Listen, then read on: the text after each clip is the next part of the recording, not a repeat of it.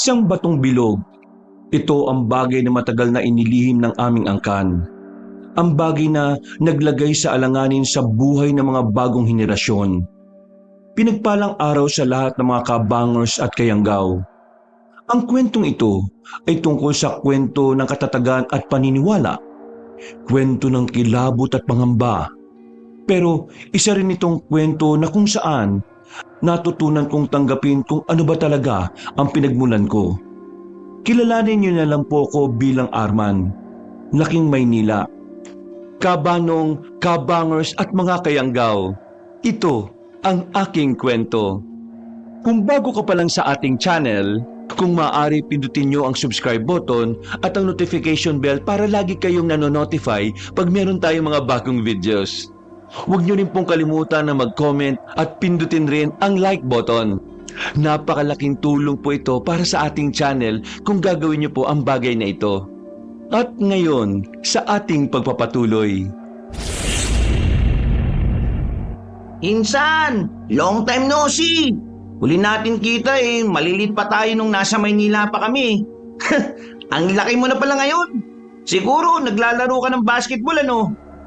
Kapag matangkad, naglalaro ka agad ng basketball? Di ba pwedeng madalas lang siyang mag-ano? Ano? Alam mo na yun. Naulo ka talaga. Ay, siya nga pala Arman. Ito pala si Dambo. Hindi mo pa siya nakita noon pero pinsan din natin yan. Nice to meet you, Dambo. Wow, Inglesero ah. Para kang sira. Ano naman kung nag-i-English? Kahit naman sino pwede magsalita ng ganyang lingwahe. Siyempre, meron tayong pinsan na Manileño. Mukhang sosyal, mukhang galante. Mga magulang ko ang galante, hindi ako.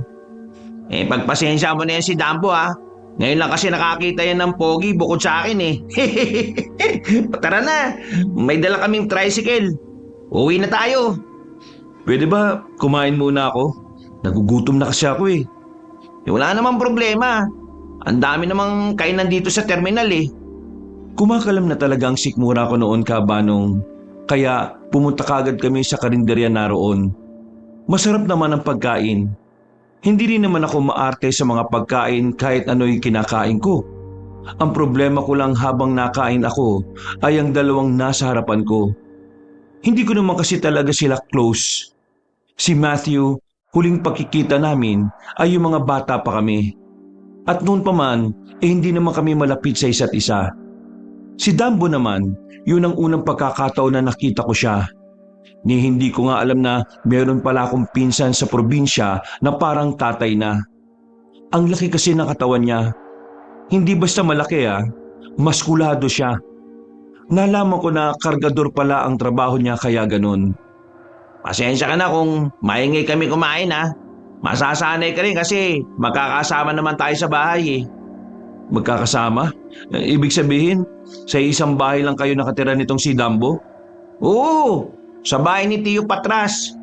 Siya lang naman kasing mag-isa ron Matagal pa kasi ang balik ni Tia Bermina. Kaya ang sabi ni Tio, ayos lang na magkakasama kami sa iisang bahay. Tia Bermina? Asawa ni Tio? Anong asawa? Kapatid niya si Tia Bermina. Di mo talaga siya kilala? Hindi Ang alam ko lang na kapatid ni Tio yung mga magulang natin na puro naman lalaki. At isa lang naman ang naalala kong tiya, si Tia Bebe. Nasaan nga ba yun? Si Tia Bermina, siya si Tia Bebe. Umalis siya 5 taon nang nakalilipas. Ang paalam lang niya sa amin noon, may gagamutin siya sa ibang probinsya. Pero ayun, di na bumalik. Nakakausap pa naman ni Tio paminsan-minsan. Kaya panatag siya na nasa magandang kalagayan si Tia Bermina. Hanggang ngayon pala, albularyo pa rin silang dalawa? Oo naman. Yun na kaya naging hanap buhay ni Tio Patras. At talagang nakilala siya sa probinsya nating to. Nakikita mo yung mga tindera na yun sa labas. O kahit itong mga narito. Kapag tinanong mo sila kung kilala nila si Tio, Mati, kilala talaga nila. Ganun siya kasikat? Oo, dami na kasi niyang natulungan Teka, may iba nga tayo. Hindi pa nasasabi sa amin ni Tio Patras kung bakit ka nagpunta dito sa probinsya namin Ano ba nangyari sa Maynila at nandito ka? Bumuntong hininga na lang ako, Kabanong. Naalala ko na naman ang problemang tinakasan ko sa amin. Napasubo muna ako ng ulam bago ako nagsalita. Tumingin sa malayo at natawa ng pilit. Nag-away kami ni Erpat eh. Sa sobrang sama ng loob ko, hinamon ko siya ng suntukan. Tapos nung papalaganan niya ako, saka ako matras. Syempre tatay ko yun eh. Tapos ayun, galit na siya sa akin. Hindi niya siguro inakala na hahamunin ko siya. Nagpaalam na muna ako sa nanay ko kaysa mapatay pa ako ng tatay ko. Kilala niyo naman si Erpat, di ba? Siguro naman narinig niyo na yung kwentong inihagis sa bangin yung kuya ko nung mga bata pa kami. Sobrang sama kasi ng ugali ng utol ko na yun eh. Mabuti nga tuminuna eh. Hindi ko pa nakikita ang airpot mo. Pero kwento ni Tio Patras, parang militar daw kung magdisiplina ng anak ng tatay mo eh. Narinig namin yung tungkol sa utol mo kaya ngayon, naiintindihan ko talaga kung bakit mas pinili mong umalis. Ano bang pinagawayan nyo? Nabanggit ba sa inyo ni Tio Patras na baguhang direktor lang ako sa Maynila? Nagsisimula pa lang ako. Yung unang pelikula sana na gagawin ko, tungkol sa mga aswang. Ayaw ni Erpat ng ganung kwento eh. Ayaw niya kapag aswang ang tema. Kaya nung malaman niya, nag-pull out siya ng sponsorship niya. Siya yung may pinakamalaking share sa buong production eh. Ayun, hindi natuloy. Nag-away kami. Hanggang sa nagka-personala na. Pero ang ganda ng tema ng pelikula mo ha, aswang. Kapag nalaman ni Tio Patras yan, siguradong matutuwa yun sa'yo. Ha? Bakit naman? Si Papa nga, banas na banas eh. Maraming nalalaman si Tio Patras at si Tia Bermina sa mga aswang. Kung yun ang pag-uusapan nyo, nako, baka marami kang makuhang impormasyon na makakatulong sa pelikulang gagawin mo. Medyo naging interesado ako sa mga sinabi nila. Kahit na papano ay gumanda rin naman ang mood ko habang kasama ko sila. Pagkatapos namin kumain ay bumiyahin na rin kami gamit ang kakarag-karag nilang tricycle. Makalipas lang ang 20 minuto ay nakarating na rin kami sa lugar nila. Sa bungat ay may nakatirik na arko at meron pang nakalagay na San Pablo. Yun ang pangalan ng kanilang baryo. Sa bungat pa lang, makikita na ang mga kabayan na kahit na hindi magkakatabi, malalawak at maraming tanim sa loob. Damang-dama ko talaga ang pagiging probinsya ron. Bukod sa sariwa ang hangin, puro halaman at puno rin ang makikita sa paligid. Kaunting lakad lang sa bandang gitna, narating na rin namin ang bahay na bato ni Tio Patras. 2 palapag yon. Kahit walang pintura, maganda naman ang disenyo kahit malalaking bato ang ginamit doon. Makaluma ang pormahan. Mamangkin! Diyos ko, para akong nananalamin ngayong nakita na kita sa ganyang edad na. Magandang hapon po, Tio. Pambira ka naman bata ka oh. Napaka-formal mo. Huwag ka na ngang magpo. Tiyo na lang ang tawag mo sa akin para di naman ako nagmumukhang matanda. Ganun po ba? Nagpakilala na ba sa iyo yung dalawang to? Ako ba natatandaan mo pa? Ako yung tsuhin mo nung na gumamot sa'yo nung mataas ang lagnat mo. Pinainom lang kita ng halamang bukid gumaling ka na kagad. Baby pa ako nun kaya hindi ko po matandaan. Ay di bale, pasok na kayo. Maghahanda na ako ng makakain natin. Ikaw, ayusin mo yung mga gamit mo, Dampo ha. Ituro mo nga sa kanya yung magiging kwarto niya. Ikaw naman, Matmat, bili ka ng uling. Naubusan tayo ng gas ngayon Bukas pa makakabili. Agad naman akong inihatid ni Dambo sa magiging silid ko. Hindi naman kalakihan ang silid pero sapat naman na para sa akin. Ang mahalaga, may maayos na higaan at merong bintana. Mabait naman si Tio Patras. Sobrang bait. Kaya nga lang, medyo nalulungkot kami para sa kanya Oh, bakit naman? Anong meron? Matanda na si Tio Patras. Kaka-senior niya lang ngayong taon. Pero hanggang ngayon wala pa rin siyang asawa. Meron naman siyang mga inuuwing babae rito pero kadalasan sa mga babaeng dinadala niya, mga mukhang pera lang. Piniperahan lang siya? At niloloko. Nung nakaraan nga, nagdala ng babae yun dito Biglang may sumugod na lalaki rito at gustong bugbugin si Tiyo. Akala siguro ng lalaki hindi marunong lumaban si Tiyo Patras. May asawa yung babaeng dinala niya? Oo, Anong nangyari? ayun. Bugbog yung lalaki kay Tiyo. Ayos mukhang action star pala itong si Tio Patras Kung nakita mo lang kung paano niya gulpihin yung lalaki, baka siya pa ang gawin mong bida sa pelikula. Napapailing na lang ako sa mga sinabi ni Dambo. Umalis na rin siya pagkatapos kong mag-ayos. Ako naman nagpahinga na lang muna. Sinalampak ko ang sarili ko sa kama. Hindi ko na namalaya na nakatulog na pala ako. Paggising ko ay 8:00 na ng gabi. Ginising nila ako para magapunan. Sobrang tahimik pala rito sa inyo. Ang payapa, di ba? Sana maging maayos ang pananatili mo rito. Huwag ka mag-alala, akong bahala sa papa mo.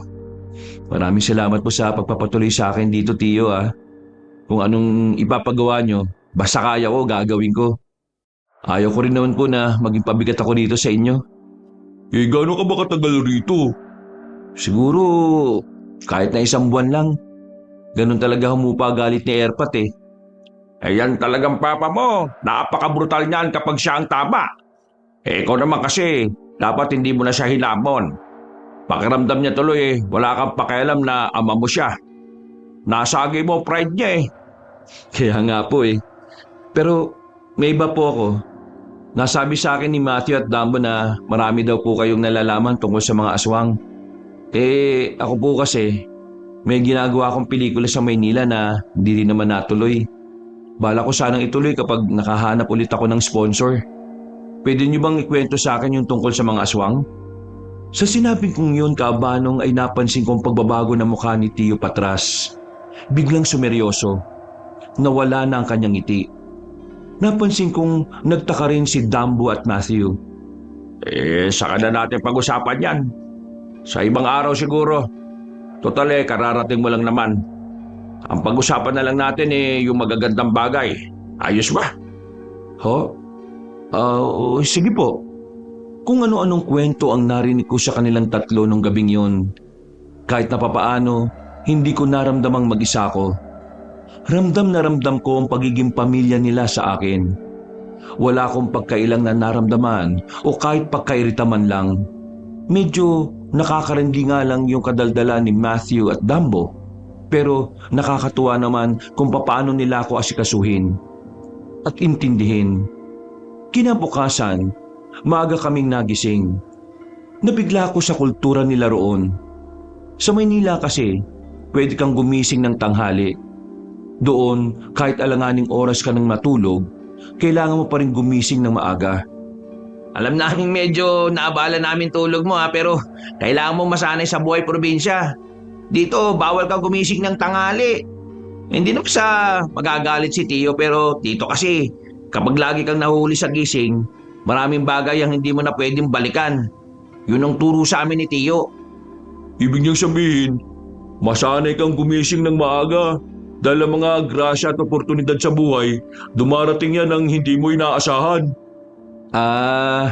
Yun pala talagang dahilan kung bakit kailangan gumising ng mas maaga? Hindi lang yun. Para meron kaming katulong sa pangongolekta ng mga tuyong sanga. Para saan ba yung mga sanga na kukunin natin? Hindi pa kasi nakakabili ng gas si Tio. Kaya mga panggatong na munang gagamitin natin. Naglakad-lakad pa kami sa gubat bit-bit ang mga sako. Makalipas lang ang halos kalahating oras, napuno na namin ang 4 na sako at tanging isa na lang ang natitira. Nagpahinga na muna kami nang may madaanan kaming ilog. Sabi mo gumagawa ka ng pelikula tungkol sa aswang, di ba? Anong dahilan bakit yun ang napili mo? Kasi nung bata pa ako, palagi ako nananaginip ng tungkol sa mga aswang. Ang totoo niyan yung kwento ng pelikula na gagawin ko sana, tungkol yun sa batang nananaginip din ng mga bagay na may kinalaman sa aswang. Kaya yun, naisipan kong gawin yun.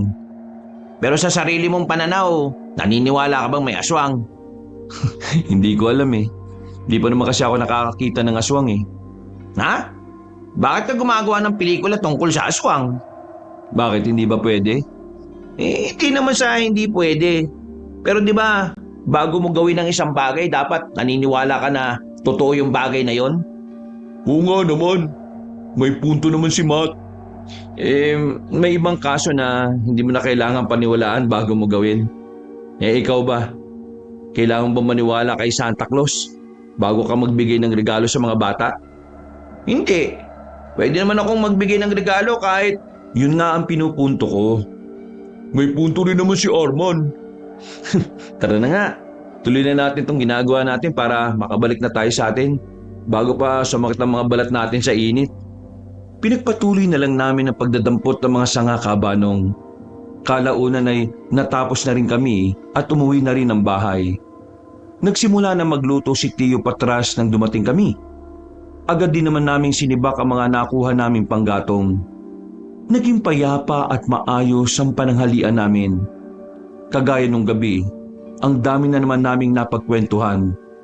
Pagkatapos, sandali na muna kaming iniwan ni Tio Patras.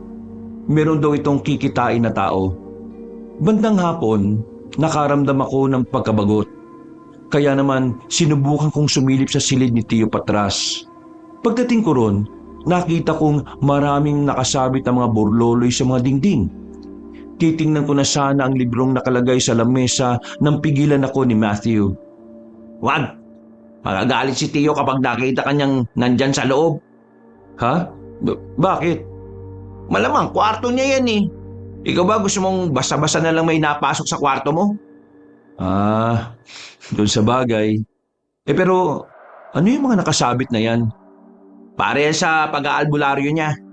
Ganyan talaga siguro paligid ng mga albularyo eh. Pwede kong idagdag to sa detalye ng ginagawa kong pelikula. Nakausap mo ba si Tio tungkol sa mga aswang? Hindi pa nga eh. Tingin ko talagang ayaw niyang pag-usapan. May mga nalalaman din ako. Gusto mo bang malaman kung ano? Oo, sige. Ano ba yon? Paisa-isa lang muna ah. Ang sasabihin ko na muna sa iyo ngayon ay yung pinakamadaling intindihin. Sinara niya ang kwarto ni Tio Patras at umupo sa may hagdanan. Tinabihan ko na lang din siya roon. Ang mga aswang may iba't ibang uri. Maraming mababangis na uri nila. Pero meron din namang hindi. Ang pinaka nakakatakot daw yung mga gabunan. Isang uri ng aswang na isang beses lang kumain sa isang taon. Hindi siya namamatay sa gutom, pero napakalakas daw niya. Ang narinig kong kwentuhan nila Tio Patras at Tia Bermina noon, may isang gabunan silang hindi napuksa nung araw. Yung gabunan na yon, hindi na nila nakita kailanman. Gabunan? Ano pong ibang mabangis? Ang pagkakaalam ko, isa sa mabangis na uri nila itong kubot. Isang babaeng aswang na humahaba yung buhok para makapambiktima ng tao. Mahirap daw malaman o matukoy kung kubot ang isang aswang. At mahirap ding malaman kung aswang ba siya o hindi.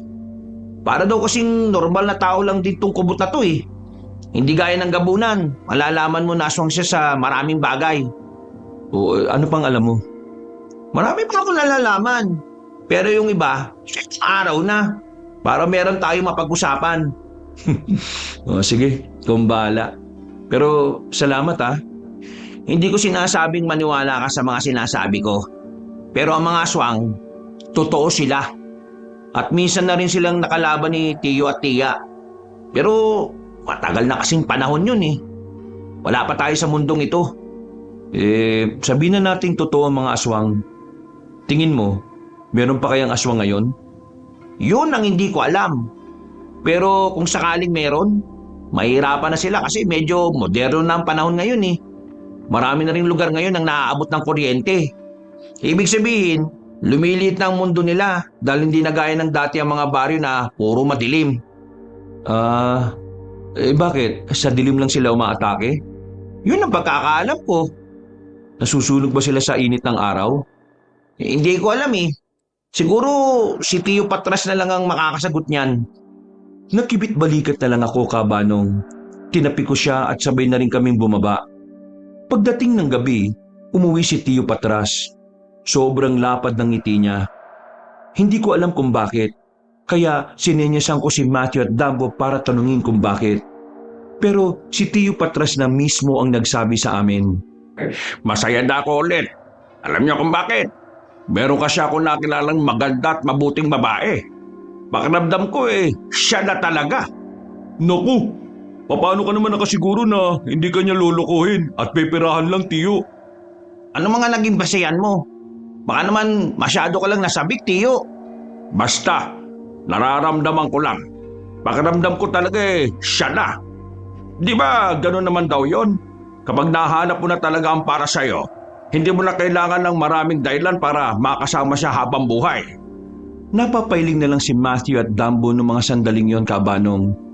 Hindi na lang nila kinontra pa si Tio dahil ayaw nilang sirain ang kasiyahan nito. Makalipas lang ang ilang araw, nagulat na lang kami nang biglang may inuwing babae si Tio Patras. Totoo ang sinabi niya. Maganda ang babae, maputi, makinis ang balat. Hindi naman katangkaran, pero malaanghel ang muka. Napaka-inosente ng itsura. Unang tingin ko pa lang, naisip ko na kagad na bakit pumatol sa tiyuhin namin yon.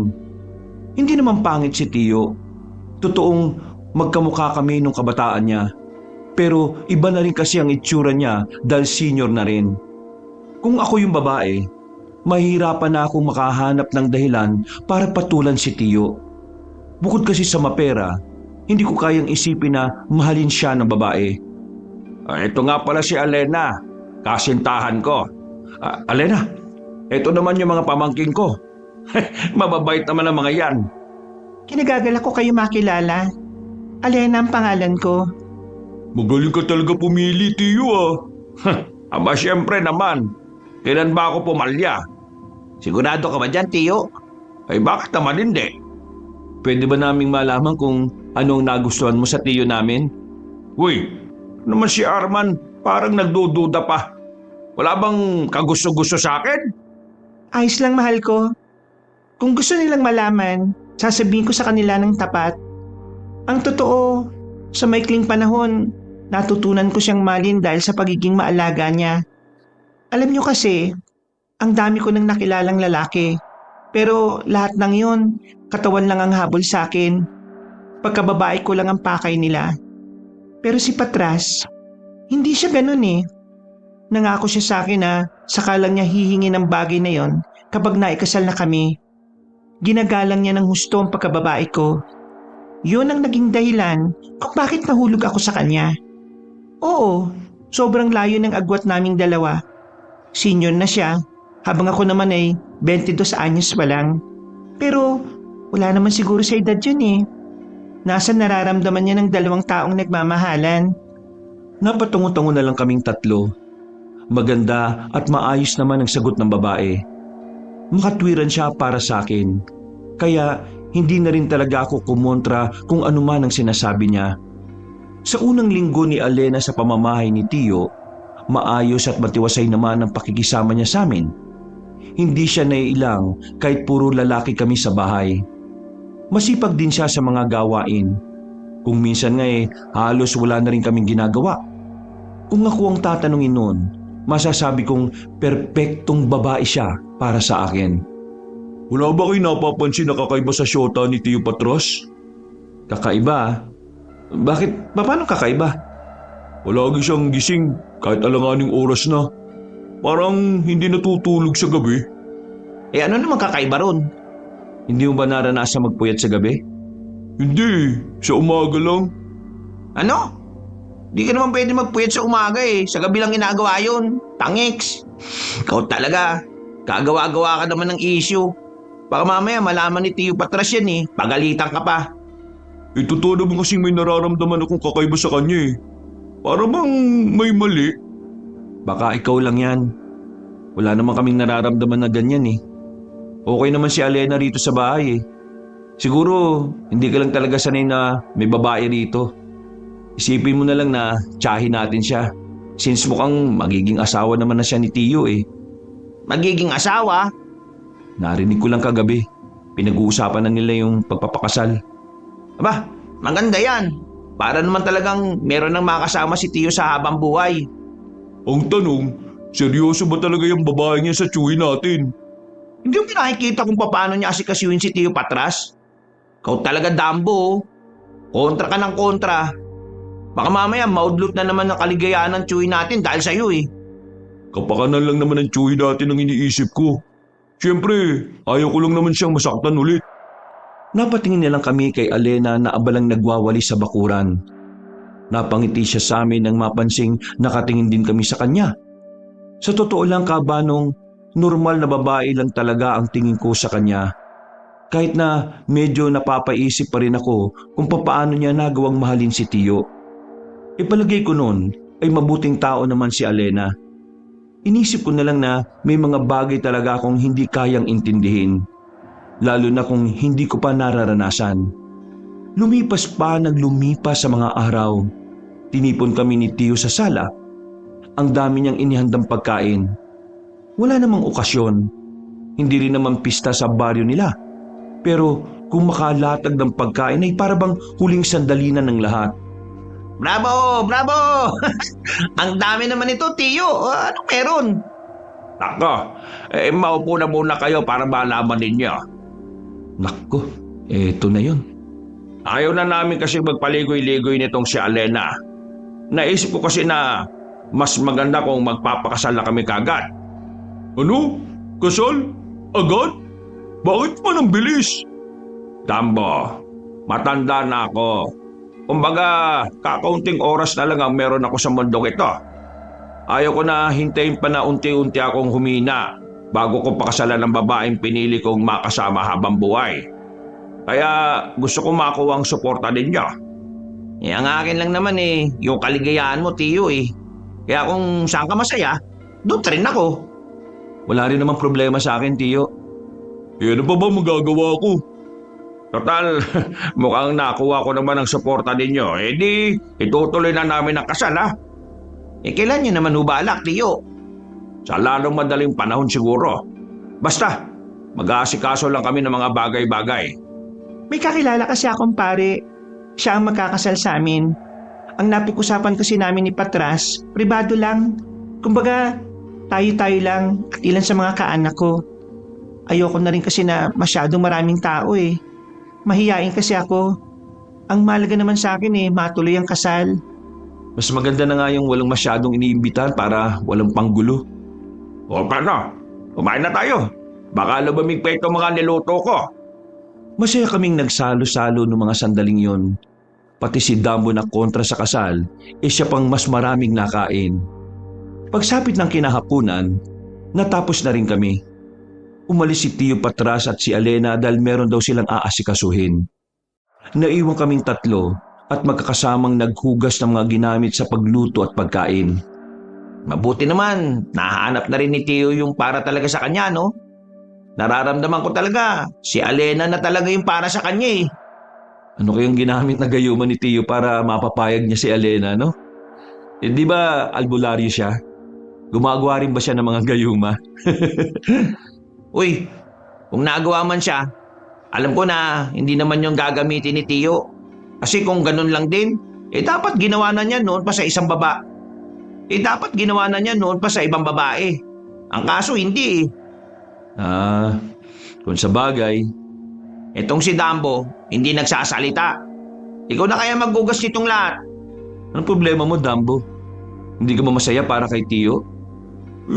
Masaya ako para sa kanya. Pero nababahala lang din kasi ako eh. Hindi naman kasi kilala ni Tio ng lubos yung si Alena eh.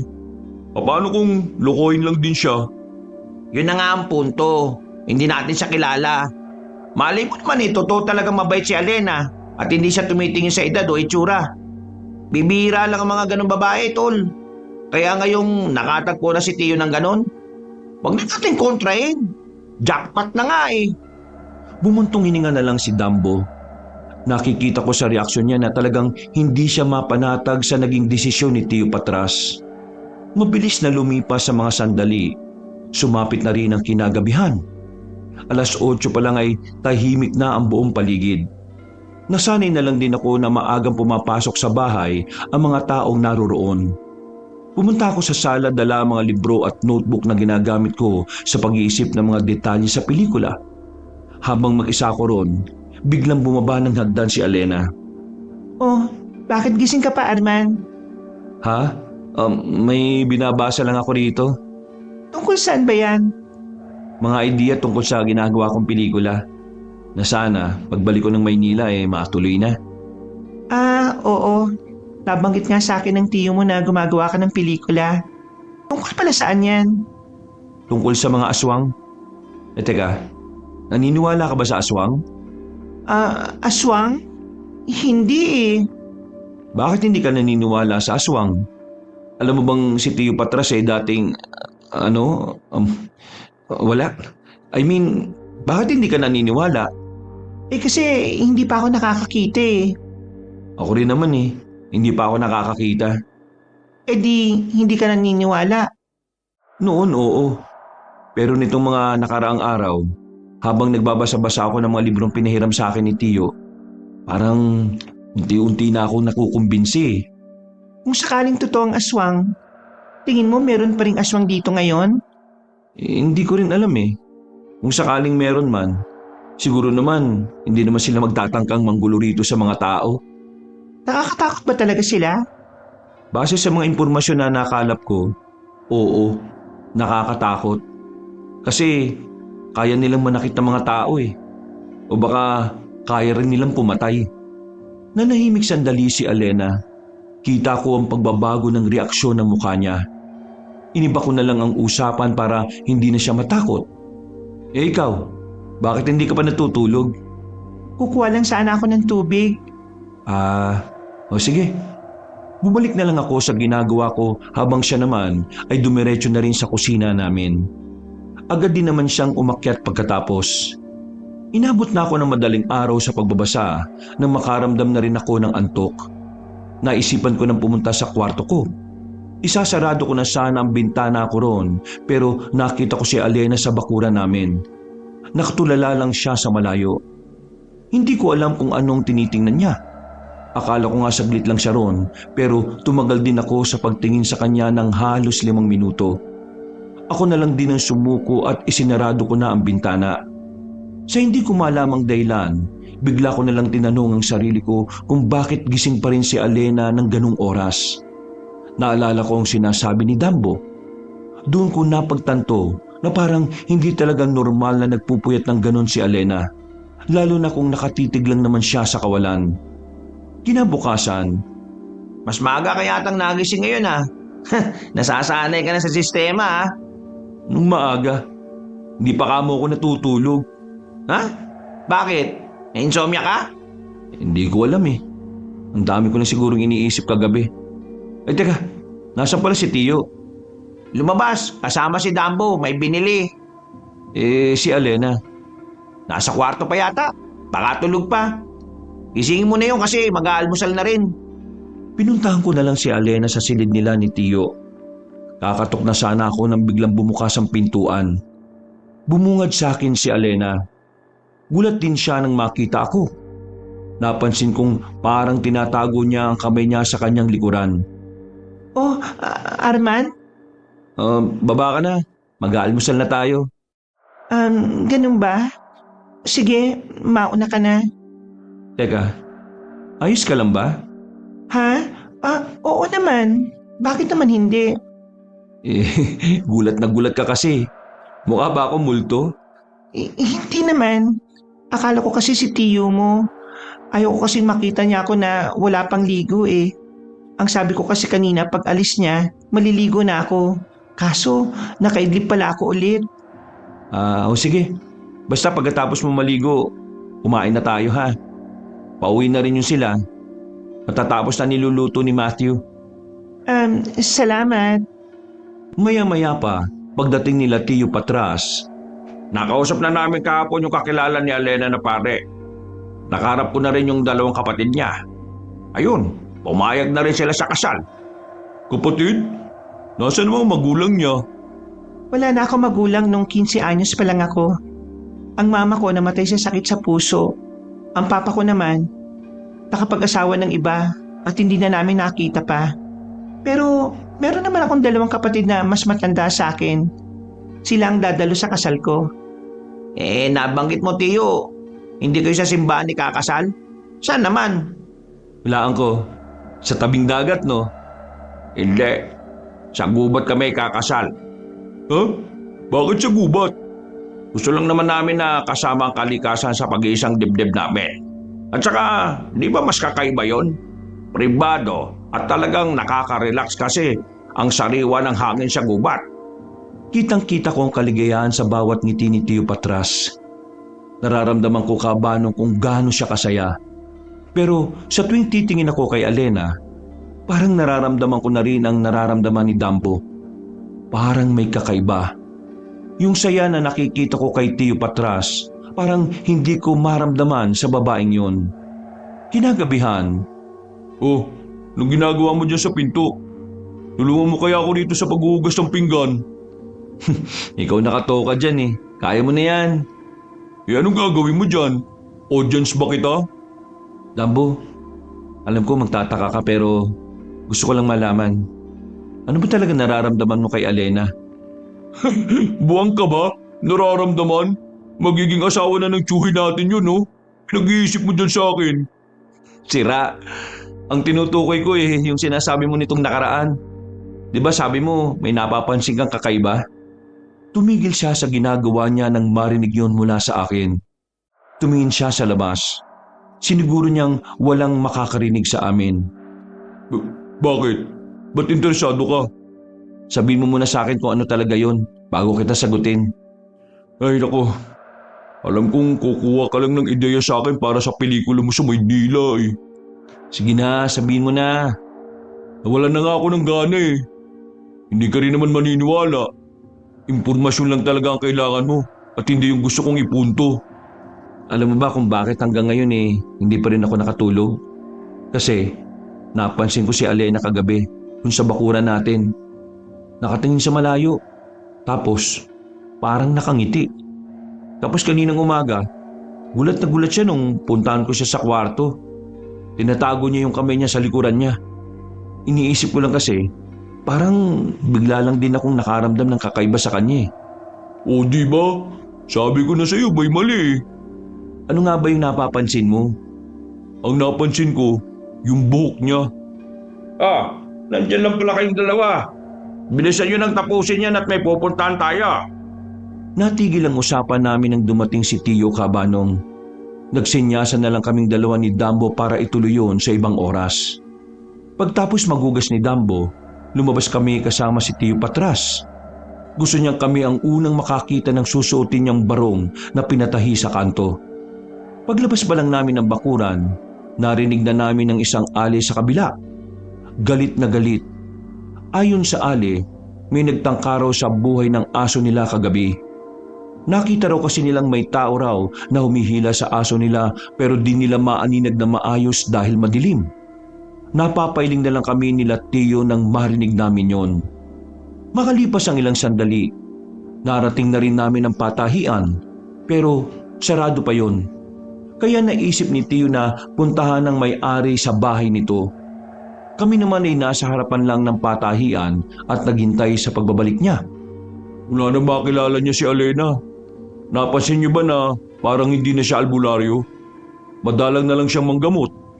Parang sa isang linggo isang beses lang. Madalas na rin siyang tumatanggi sa mga kliyente. Ano na naman bang sinasabi mo dyan, Dambo? Hindi lang ako yung nakakapansin na may kakaiba kay Alena. Di ba, Arman? Ha? Pati ikaw, Armat? Sinabi ko kay Matthew kung ano ang napapansin ko sa babae. Kagaya ng inaasahan namin, hindi rin naman siya maniniwala. Pakiramdam niya, gusto lang naming hadlangan ang kasiyahan ni Tio Patras. Pero malakas talaga ang kutob namin na may kakaiba sa babaeng yon. Kaya kinagabihan, napagdesisyonan namin ni Dambo na manmanan si Alena. Hindi talaga kami natulog noon. Bandang 12:00 ng gabi, naramdaman namin na may nagbukas ng pinto sa sala. Maingay kasi ang langit-ngit ng pintong yon. Dinig na dinig, lalo na't gabi. Marahan kaming lumabas ng kwarto ni Dambo. Nagsesenyasan lang kaming dalawa. Pagsilip namin sa baba, nakita nga namin si Alena. Wala siya sa bakuran.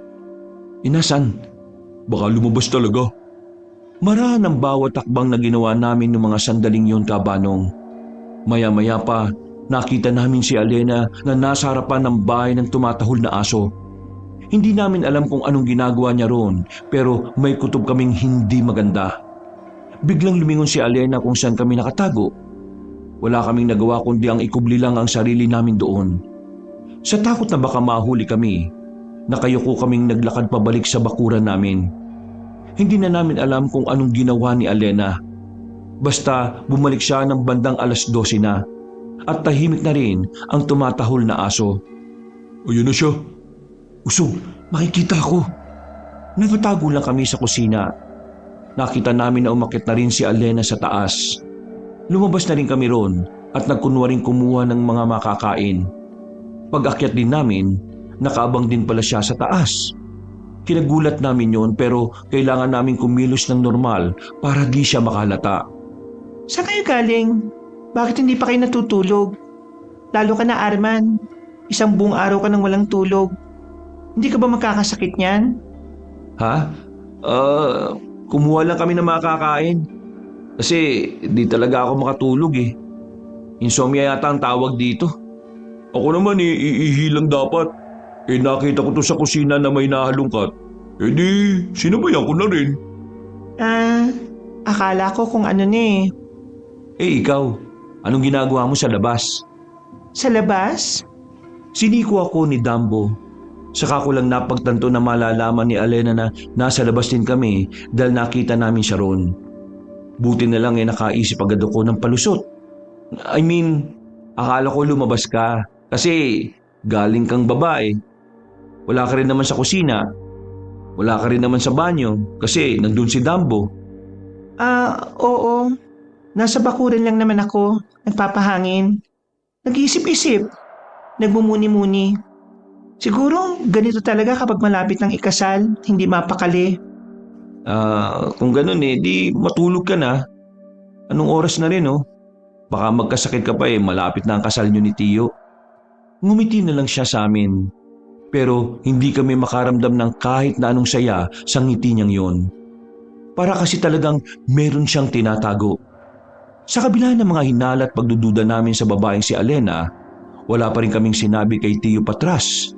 Iniisip din kasi namin kung ano ang mga mangyayari sakaling lumabas sa mga napapansin namin sa mapapangasawa niya. Makalipas pa ang ilang araw, wala nang nakapigil sa kasal ni Tio at Alena. Masaya silang ikinasal sa kagubatan kasamang isang pari na hindi naman namin kilala. Naroon din ang mga kapatid ni Alena. At 3 lang naman kaming magpipinsan na nagsilbing saksi sa pag-iisang dibdib nila. Pagkatapos ng kasal, hindi na sumama ang 2 kapatid ni Alena sa bahay. Wala kaming narinig na dahilan kung bakit. Basta kami lang ang umuwi. Wala ring gaanong handaan. Simpleng kainan lang na parang naghapunan lang din. Pero kahit na ganon, kitang-kita namin ang kaligayahan sa mukha ni Tio Patras. O sige, kumain pa kayo ha. Damihan nyo. Pasensya na kayo at ito lang ang handa ha. Hindi na kasi kami nag-abala pa na magluto para makapagpahinga na rin kami kagad. Siya nga pala. Tatagal na muna kami ng ilang araw dito sa bahay na ito pagkatapos isasama ko na rin ng tiyo nyo sa bahay namin. Ha? Sa bahay niyo? Bakit? Bubukod na kasi kami. Bubukod pero bakit sa bahay niyo? Hindi naman na kasi ginagamit yung bahay nila na yon. Kaya habang naghahanap pa kami ng sarili naming bahay, ito na muna kami. Paano po itong bahay, Tiyo? Kayo na munang bahala rito. Dadalaw-dalaw naman ako rito kapag may oras. Ganito kasi talaga kapag nag-asawa na. Maiintindihan nyo rin ako kapag nagkapamilya na rin kayo. Hindi na kami kumontra pa sa gusto nilang 2 kaabanong. Inintindi na lang namin dahil masyado pang masaya at sabik si Tio sa mga pangyayari. Matapos ang hapunan na yon, naglikpit na rin kami para matulog. Pare-pareho na kaming naninibago. Kahit kasi si Matthew na hindi naniniwala sa mga sinasabi namin, napapansin na rin ang mga pagbabago sa kilos ng tiyuhin namin. Hindi ka na nakauwi ng Maynila Hindi ba magagalit ang mga magulang mo? Nagkausap na kami kanina ni Mama. Hindi na rin naman daw galit si Papa pero sabi ko, hindi na muna ako uuwi. Paano naman ako haalis kung ganito yung nararamdaman ko? Hindi ba talaga kayo komportable kay Alena? Nung una naman, ayos naman siya Pero biglang ganun. Kung hindi ka pa rin naniniwala sa amin, hindi ka na namin pipilitin. Pero sinasabi namin hindi maganda ang kutob namin sa babaeng yun. Tingnan mo nga hindi na mukhang albularyo si Tio. Lahat ng burloloy sa kwarto niya, wala na. Pati yung mga suot niya, wala na rin. Hindi na rin siya nanggagamot. Hindi ba nakapagtataka yun? Ano bang gusto niyong sabihin? May kakaiba talaga sa kanya. Kakaiba. Tipong masasabi mo na lang na tao pa ba siya? Tingin ko nga siya yung pumatay sa aso sa kabila eh. Di ba namatay yun? Nakita na lang na duguan sa bakanting lote. Uy, huwag kang magbibintang ng ganyan buwang ka talaga. Pero may punto naman si Dambo. Si Alena lang naman ang huling nakita namin na parang interesado sa aso bago yun makitang patay eh. Kailangan natin malaman kung anong tinatago ni Alena bago pa may mangyari masama kay Tio Patras. Anong gagawin nyo? Iimbestigahan namin siya. Kapag nalaman ni Tio yung gagawin nyo, sigurado magagalit yun sa inyo. Sasama ang loob nun. Kaysa naman may mangyari masama sa kanya tapos wala tayong ginawa. Mas maganda na tong ganito, no? May 5 araw pa naman silang narito, kaya samantalahin na natin ang pagkakataon. Simulan na natin ngayon. Hindi na naman kami natulog nung gabing yon, Kabanong. Para kaming tanga na nakabantay sa paglabas ni Alena sa bahay habang nasa gilid kami ng bakuran. Pero wala kaming napala. Nabigo kaming patunayan kay Matthew na talagang may ginagawang kakaiba si Alena. Sa mga sumunod na araw, hindi pa rin kami sumuko. Inoobserbahan pa rin namin ang mga galaw ni Alena. Pero kahit na anong gawin namin, wala pa rin kaming makuhang ebidensya. Pakiramdam namin ni Dambo ay nakakalata na siya sa ginagawa namin. Dahilan para mag-ingat siya sa bawat galaw niya. O ano na? Aalis na sila bukas pero wala naman kayong mapatunayan. Baka kasi nakakalata na siya kaya nag-ingat. Anong nakakalata? Ang sabihin nyo, baka nagkamali kayo. Mapapatunayan namin ng totoong lahat ng sinasabi namin. Kaya ikaw manahimik ka na muna. Tahimik na naman ng gabi. Nasa kanya-kanyang kwarto kami nung oras na yon. Napapansin kasi namin na kapag magkakasama kami, hindi lumalabas ng bahay si Alena. Nakikiramdam lang kami. Hinihintay naming marinig ang langit-ngit ng pinto sa sala. Maya-maya pa, naramdaman naming may naglalakad pababa ng hagdanan. Sabay-sabay kaming napabukas ng pinto at sumilip. Nagsinyasan kaming 3. Pagsilip namin sa sala, nakita namin si Alena na nasa bakuran na. Marahan kaming naglakad. Maingat ang bawat takbang namin para hindi kami makalikha ng kahit na anong ingay. Pagtingin namin kay Alena, mabilis siyang naglakad palayo. Hindi na kami nagsayang pa ng pagkakataon. Sinundan kaagad namin siya hanggang sa nakita naming tumigil siya sa isang kanto. Merong lumapit sa kanyang lalaki. Hindi na namin nakita kung sino dahil may kadiliman doon. Pero base sa pakikipag-usap ni Alena ron, parang magkakilala silang dalawa. Walang ya. May lalaki si Alena. Kakakasal lang niya kay Tio Hindi yan ang nararamdaman namin. Tara, lumapit pa tayo. Baka maramdaman nilang nasa paligid tayo. Hindi yan, doon lang tayo dumaan Nakalapit kami nang hindi nararamdaman nila Alena. Umupo kami sa gilid at narinig na rin namin ng mas malinaw ang pinag-uusapan nila. Siguraduhin mo na madadala niya ang dapat niyang dalhin. Yun ang pinakakailangan natin. Sumusunod sa plano ang lahat ng nangyayari. Kaunting hintay na lang, Ama. Ilang araw na lang ang natitira. Kailangan na nating madaliin yan. Siguraduhin mo lang na walang magiging hadlang. Yung 3 lalaki, anong gagawin mo sa kanila? Di ba parang nakakalata na sila sa'yo? Huwag mo silang intindihin, Ama. Mahihina naman ang utak ng 3 yon. Hindi sila magiging hadlang. Ang mahalaga naman sa ngayon, hindi nila mapipigilan si Patras. Buo na ang loob ni Patras na sumama sa akin at wala na sila magagawa sa bagay na yon. Siguraduhin mo lang. Ayoko nang pumalpak pa tayo. Tandaan mo, sila rin ang naging problema natin maraming taon na ang nakalilipas. Hindi ko nakakalimutan ang bagay na yan, Ama. Kaya nga ginagawa kong lahat para maging matagumpay ito. Sige, Total wala na palang magiging problema. Ipapahanda ko na ang bahay na titirhan ninyo. Bumalik ka na. Baka makahalata pa sila sa iyo. Noong mga sandaling yon, naramdaman naming nagtindigan ng mga balahibo namin, Kabanong. Nakumpirma na kasi namin na talagang may kakaibang motibo si Alena kay Tio Patras. Bagay na mas nagpapaalarma sa aming kalooban. Kahit si Matthew, hindi rin makapagsalita dahil hindi siya makapaniwala sa kanyang mga narinig. Maya-maya pa, nakita na naming naglalakad na pabalik si Alena. Nang masiguro naming wala na siya, ay saka na rin kami umuwi. Pagpasok namin sa sala, nagulat kami nang biglang makita namin siya sa hagdan. Nakatayo lang, parang hinihintay kaming bumalik. Saan kayo galing? Ha? Dyan sa Naglakad-lakad. Hindi kami makatulog dahil dun sa barakong kape na dala nyo kaninang tanghali eh. Saan kayo nakarating? Bakit mo naman tinatanong? Wala naman. Siyempre, tiyahin niyo na rin ako. Bilang tiyahin, obligasyon ko rin na siguraduhin na ligtas sa mga lugar na pinupuntahan ninyo.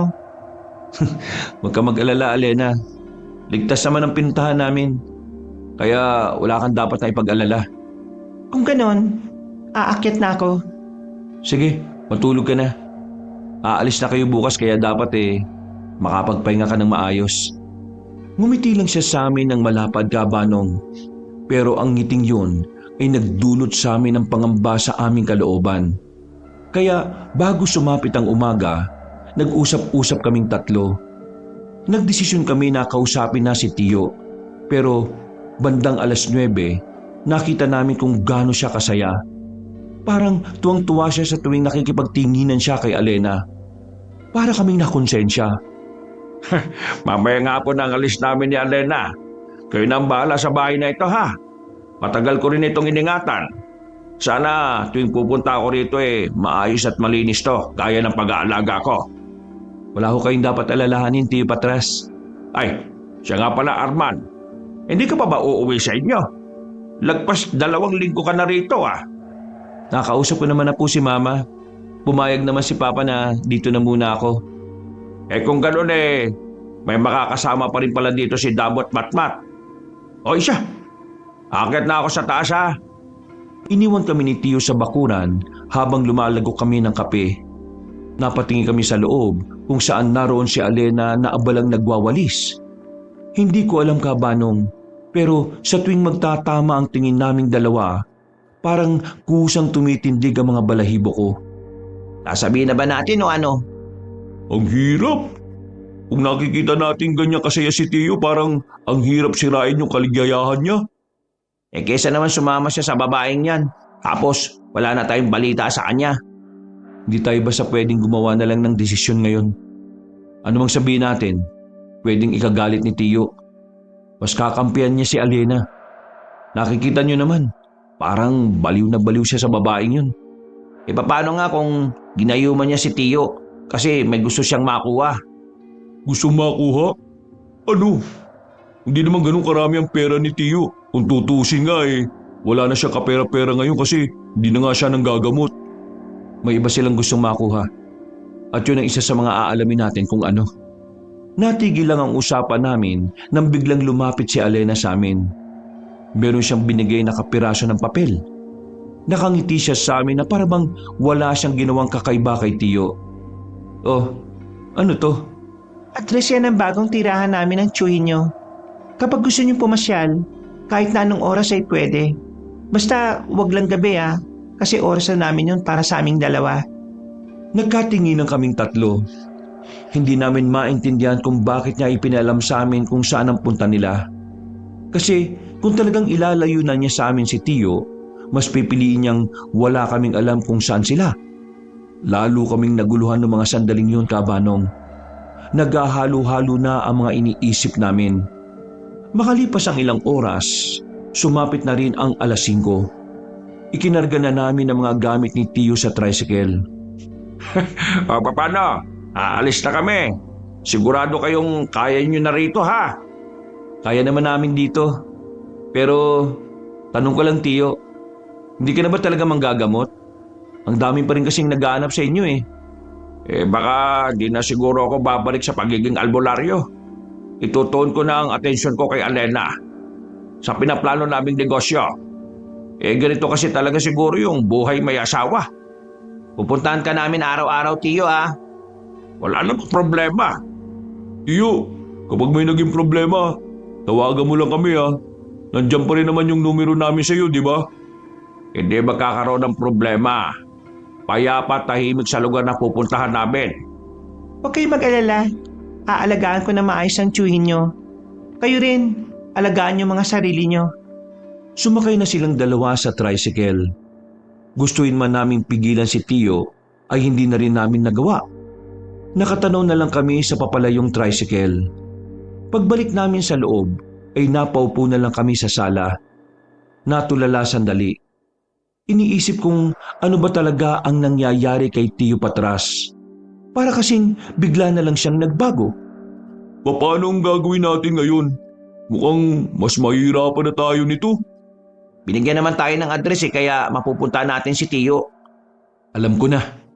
Bigla kong tumayo papunta sa kwarto ni Tiyo Patras. Kakaunting gamit na lang ang naroon. Naggalungkat ako ng kung ano-ano.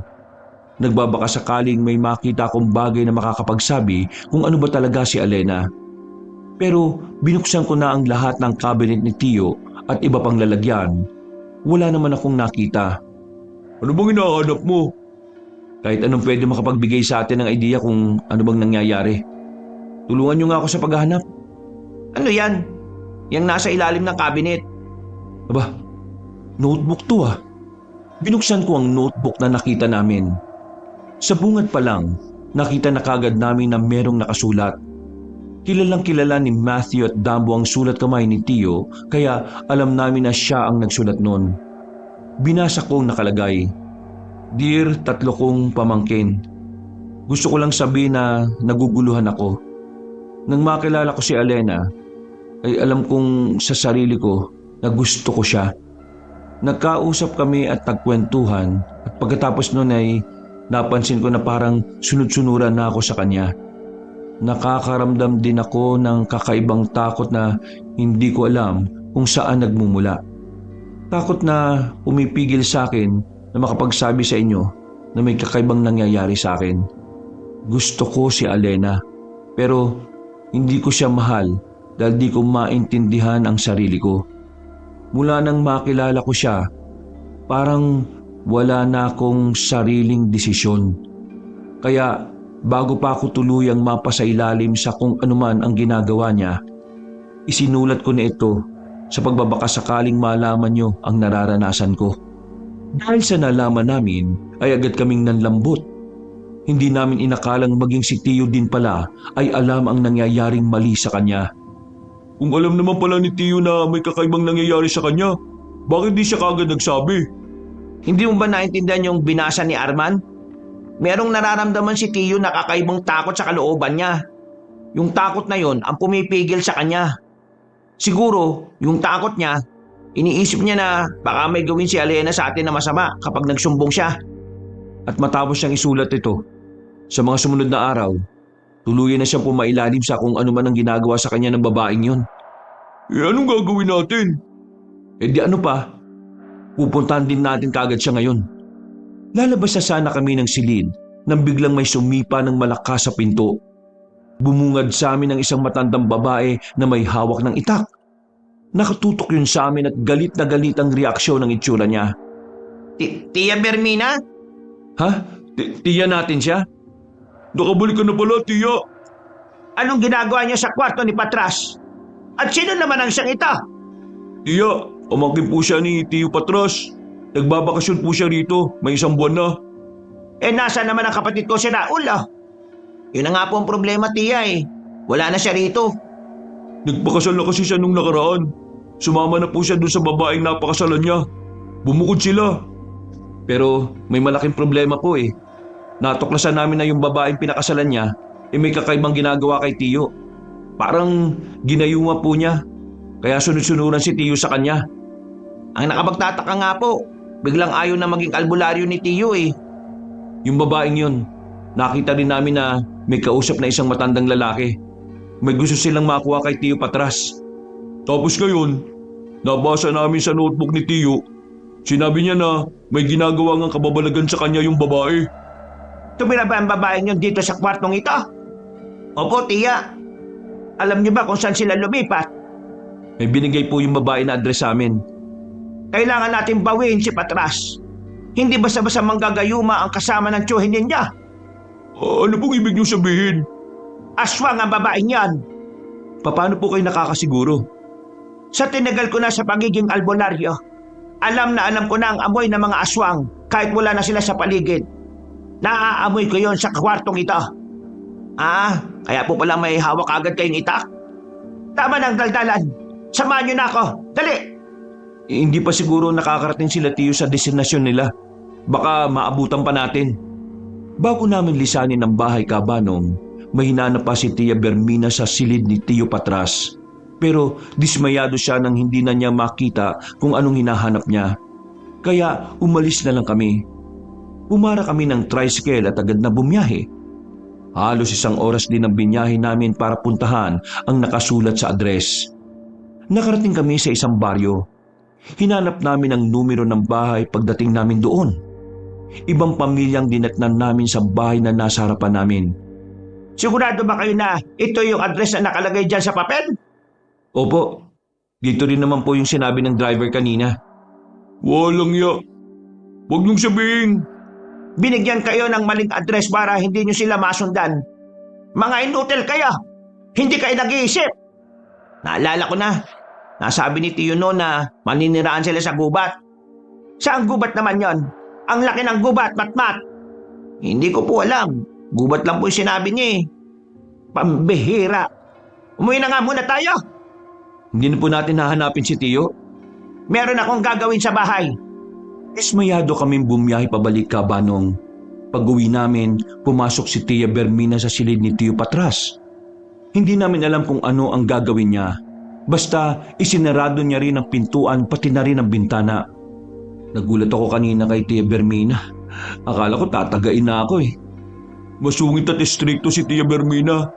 Ngayon pa lang sinasabihan ka na namin ha. Basta, ayaw niya lang talaga ng tatanga-tanga. Hindi naman yan ang iniisip ko eh. Mas iniisip ko si Tiyo. At ano kaya yung gustong kunin sa kanya ng mga aswang? Hindi naman nasabi kanina ni Tia. Itatanong ko na nga lang mamaya. Wag, magagalit yun. Ayaw nun ng tanong. Oo nga. Wala namang masama sa pagtatanong ah. Mas maganda ngang meron din tayong alam para hindi tayo tatanga-tanga, di ba? Kung bahala. Ikaw na yan eh. Napapuntong hininga na lang ako noong mga sandaling yon Kabanong. Habang nasa sala kami, ay narinig na namin si Tia Bermina na may mga sinasabing hindi na naman namin maintindihan. Inabot na kami ng 2 araw kakahintay kay Tia Bermina. Maya-maya lang ay lumabas na rin siya. Pawis na pawis. Para na siyang naligo kahit na hindi naman mainit ang panahon nung sandaling yon. Maganda kayo. Hahanapin natin si Patras. Ano po bang ginawa niya sa loob? Sino ka para magtanong sa akin? Totoo bang anak ka ni Ted? Anak po ako ni Ted.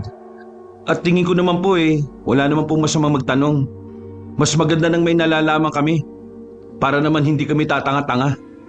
Bumuntong hindi nga si Tia Bermina. Napagtanto niya na rin siguro na may punto naman ang sinasabi ko. Umupo siya sa gilid at saka tumingin sa akin ng seryoso.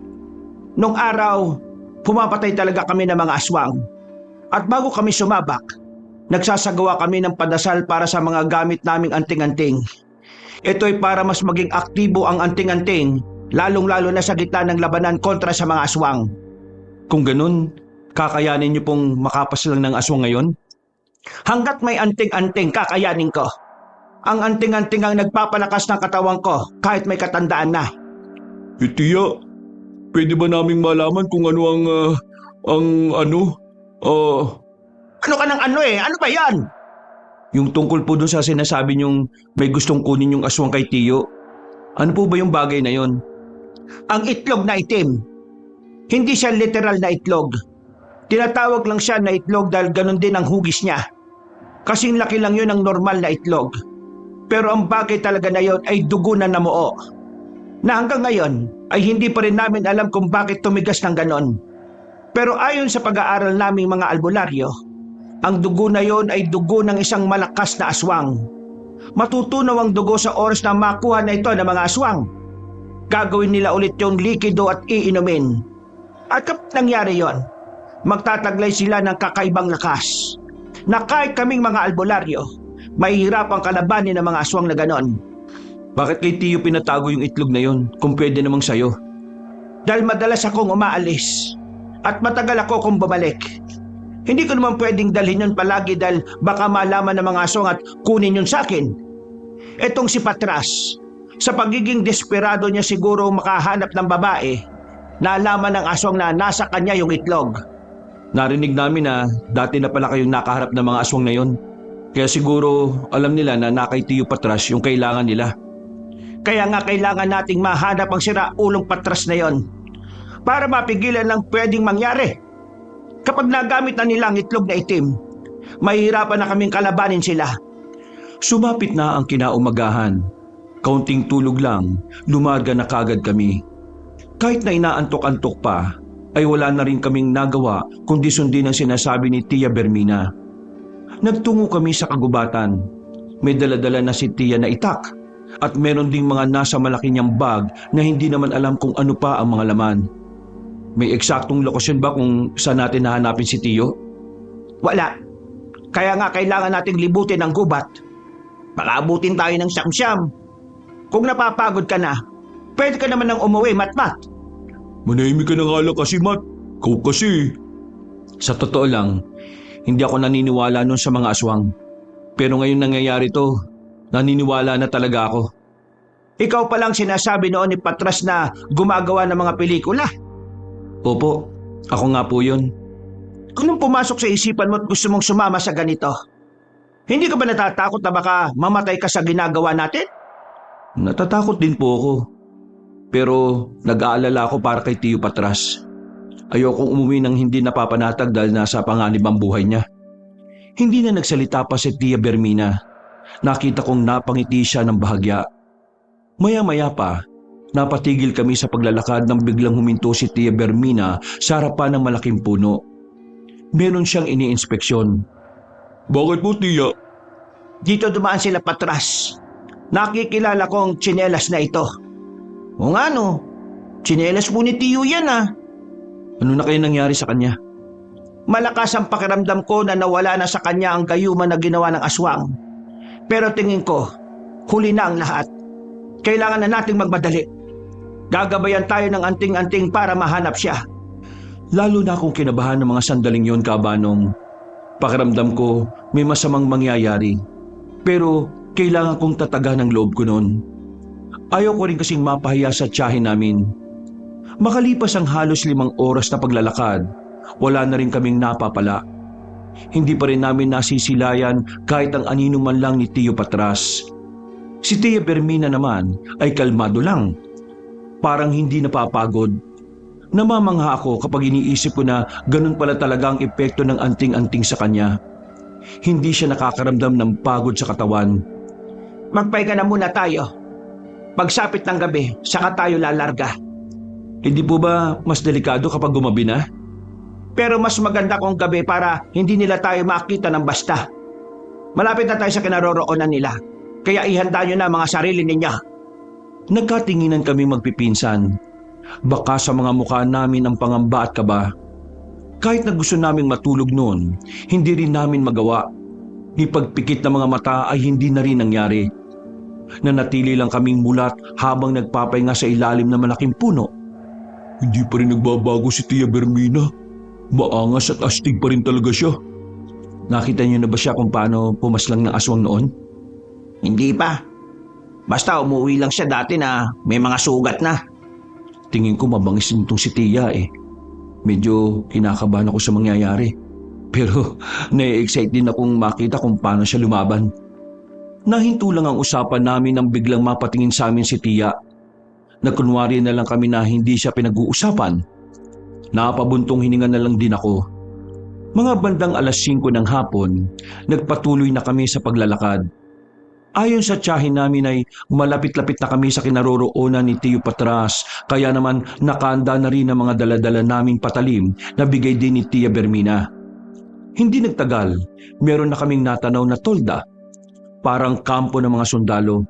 Pero ang sabi ni Tia Bermina, aswang ang mga naroon. At malaki ang posibilidad na naroon daw si Tio Patras. Grabe, meron pa talaga silang kampo. Hindi pa yan ang pinakalungga nila. Ang mga aswang, hindi sa ganyan namamalagi. Ibig sabihin marami talaga sila. Oo, marami sila. Kaya nga hindi tayo gagawa ng kahit na anong gulo ngayon. Ang kailangan lang natin gawin, kunin muna si Patras. At saka na namin aatupagin ang mga aswang kapag nakabalik na tayo ng ligtas. Paano natin makukuha si Tio dyan kung marami pala sila? Ililigaw ko sila. Dito lang kayo. Mamaya, makikita nyo na lang silang biglang aalis ng lungga na yan. Pupunta sila kung nasan ako. Kapag nangyari yon, kailangan nyo kagad kunin si Patras ng mabilisan. Tumango kami sa sinabi ng tiyahin namin. Maya-maya pa, gumawa na siya ng paraan. Agad na rin siyang humiwalay sa amin. Hindi ko alam kung anong gagawin niya pero nagtiwala na lang din kami sa kanya. Halos 5 minuto rin ang hinintay namin sa kinalalagyan namin. Maya-maya pa, natanaw na namin na parang naalarma ang mga aswang. Patingin-tingin sila sa kung saan. Hanggang sa bigla na lang silang nagsitakbuhan papunta sa gubat. Wala na kaming sinayang na pagkakataon. Agad na rin kaming tumakbo palapit sa lungga nila. Pagpasok namin sa tolda, nakita namin si Tio Patras na nakatali ang mga paa at kamay. Nanlalaki ang mga mata niya nang makilala niya kami. Diyos ko, ano ginagawa niyo rito? Nandito kami para iligtas ka, Tio. Alam niyo na? Opo, nabasa namin yung nasa notebook mo. Lintik na babaeng yun. Nasaan na ba yun? Agad-agad naming tinanggal ang pagkakatali ni Tio Patras. Palabas na sana kami nang biglang dumating si Alena. Nakatingin siya sa amin na masama. Nanlilisik ang mga mata. Pumunta rito? Mas malakas ang lobong linlangin si Tio Patras. Kaya una pala masama na kutob ko sa'yo eh. Halimaw ka pala talaga. Palisin mo kami. Wala kang mapapala sa amin. Hindi ka maaaring mawala sa amin, Patras. Hanggat hindi mo pa sinasabi sa amin kung paano magiging likido ang itim na itlog. Kailangan ka pa naming pakinabangan. Hindi niyo ako mapapakinabangan. Dahil kahit na anong mangyari, hindi ako magsasalita. Pa, sige. Tingnan ko lang kung hindi ka magsasalita kapag sinaktan ko ang mga pamangkin mo. Biglang nagbagong itsura ni Alena. Humaba ang buhok niya at gumapang pa sa baba. Agad namang humarang si Tio Patras. Kanya kahabang buhok ang nakita ko noon. Isa siyang aswang na kubat. Mag-ingat kayo! Gumagalaw ng kusa ang mahabang buhok ni Alena. Hindi ko mapaniwalaan na nakikita ko yun ng harapan. Maya-maya pa, bigla na lang pumunta sa amin ang mahabang buhok. Buti na lang ay nakadampot si Tio Patras ng itak. Agad niyang tinaga ang buhok ni Alena. Dahil sa ginawa niya, ay nakaramdam ng sakit ang babaeng aswang. Hindi na namin sinayang ang pagkakataon. Agad na rin kaming umalis. Tumakbo kami papunta sa kung saan kami nanggaling. Nang medyo nakalayo na kami, ay saka namin naalala si Tia Bermina. Sandali, si Tia Bermina. Ha? Kasama niya siya? Opo, siya ang kasama namin pumunta rito. Kinuha niya ang atensyon ng mga aswang para makalapit kami sa iyo kanina.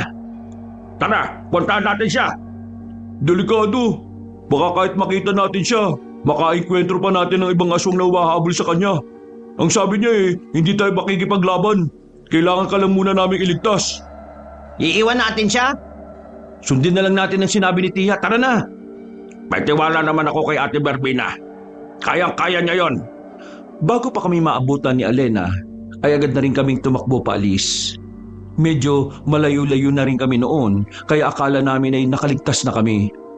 Pero nang papatawid na kami sa kabilang kalsada, bigla na lang lumitaw si Alena sa harapan namin. Galit na galit pa rin siya sa amin. Lalong-lalo na kay Tio Patras na siyang pumutol ng buhok niya. Kaya ka, Patras! Pinutol mo ang buhok na pinagkaiingatan ko! Mas malaga pa ito kaysa sa buhay mo! Sos! Mukha kang wala kang suklay-suklay eh. Ang tigas ng buhok mo. Mag-shampoo at conditioner ka nga. Babayaran mo ang ginawa mo, Patras. Pero huwag ka mag-alala. Hindi ikaw ang sasaktan ko. Akmang aatake na naman ang mahaba niyang buhok nang biglang dumating si Tia Bermina. Muntika na akong atakin sa puso sa sobrang bilis niyang dumating. Ni hindi rin namin napansin na nasa gilid na pala siya ni Alena. Nanlalaki ang mga mata namin. Ganon din ang babaeng aswang. Ako ang harapin mong babae ka! Hinataw ni Tia Bermina si Alena ng hawak nitong itak. Tinamaan sa tagiliran ng babaeng aswang. Agad namang itong dumistansya nang maramdaman ang ginawa ni Tia. Alam kong inutil ang kapatid ko, pero hindi ang kapatid niya. Ate naman, yan talaga sasabihin mo. Manahimik ka! Dahil sa pagiging desperado mo magkaroon ng babae, nalagay sa panganib ang buhay mo! Ikaw pala ang kapatid niyang si Patras. Bakit? Akala mo, magagawa mong iuwi ang matandang yan? Hindi ako papayag! Bago ka magsalita, pakiramdaman mo muna yung sugat mo sa tagiliran. Maya-maya lang unti-unti ka nang manghihina. Kagaya ng mga kasama mong pinulbos ko rin gamit ang itak na ito. Walang yaka. Kasing sandata yan. Ang sandata na pumaslang din sa mga dati mong kalahi. Makakaramdam ka ng pamamanhid. Pero unti-unti niyang sisirain ang katawan mo. Sa madaling salita, may laso ng sandata na ginamit ko sa'yo. Wisit ka, matanda ka. Hindi ko hayaan na magtagumpay ka. Habang nag-uusap silang dalawa, hindi na namin namalayan na yung ibang bahagi ng buhok niya ay gumagapang na pala papunta sa amin. Sa dilim yun dumaan kaya hindi rin nakita ni Tia Bermina. Nagulat na lang ako nang may pumulupot na sa paa ko. Hinila ako papunta kay Alena. Arman! Sinabi ko naman sa'yo, di ba? Hindi ko hayaan na maisahan niyo ako. Ngayon, mamili ka, Patras. Babalik ka sa amin o mamamatay itong pamangkin mong Manilenyo? Pag mo sasaktan ng pamangkin ka, ako naman ang kailangan mo, di ba? Pakialam namin sa lalaking yan. Hindi naman malapit sa amin yan. Ho? Seryoso ba kayo, Tia? Ikaw, Patras, manahimik ka dyan, ha? Hindi ka nila pwedeng makuha. Paano si Arman? Mayayari tayo kay Ted. Pag untugin ko pa kayong dalawa ng Ted na yan Ay! Matandang babae. Sinasabi mo bang ayos lang na mamatay itong si Arman? Mas pipiliin ko si Patras kaysa dyan. Wala namang silbi ang isang yan Kahit na patayin mo yan, hindi nyo pa rin makukuha si Patras. Hindi nyo pa rin malalaman kung paanong gagawing likido ang itim na itlog. Kung ganon, pasensyaan na lang tayo. Dahil papatayin ko na... Napitiwan na lang ako ni Alena nang maramdaman niya ang matinding sakit sa kanyang sugat. Natawa naman si Tia Bermina. Hindi ko talaga maintindihan kung paanong nagagawa ng tiyahin namin na maging kalmado at kampante sa mga ganong klase ng sitwasyon. Sobrang sakit! Sabi mo mamamanhid ang katawan ko. Sakit! Naniwala ka naman. Tingin mo magsasabi ako ng totoo sa'yo? Halika na rito, Arman! Mabilis akong tumakbo palapit sa kanila. Si Tia Bermina naman nilapitan na si Alena na nanghihina. Pagkas lang niyo ako ngayon. Gagawa't gagawa ng paraan si Ama. Kinambangan ng itim na itlog. Pagbabayarin niya kayo sa mga nangyaring ito. Sinusumpa ko. Dagdanak ang dugo. Mamamatay ka na lang ang dami mo pang sinasabi. Niloko mo ako, Alena. Totoong gusto kita. Pero ang pagkagusto ko sa'yo ay dinaya mo. Ginamitan mo ko ng gayawa para lang makontrol mo ang pagkatao ka. Ngayon, magbabayaran mo ang ginawa mo. Una pa lang wala na akong pakialam sa'yo, Patras. Ikaw lang naman itong inutil na madaling nauuto. Ate, ikaw na nga bahala sa isang yan. Magpaalam ka na sa mundong ito. Dahil maya-maya lang, makakasilip ka na sa impyerno. Hindi na nakailag pa si Alena nang hatawin siya ni Tia Bermina ng malakas. Tinamaan ng babaeng aswang sa liig. Napapikit na lang kami nung mga sandaling yon. Unti-unting bumalik sa dati ang buhok ni Alena. Hindi nagtagal, nalagutan na rin siya ng hininga. Patay na ang mga aswang dito. Umuwi na tayo. Nakakamangha, Tia. Kahit sinabi mong walang makikipaglaban, talagang pumalag ka. Kailangan ko nang gawin yon.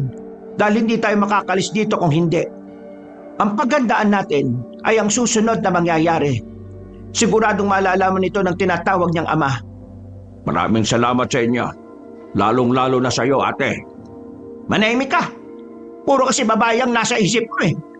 Yan, tingnan mo kung anong nangyari. Napapakamot na lamang sa ulo si Tio Patras. Hindi na rin kami nagtagal doon at naglakad na rin kami pauwi.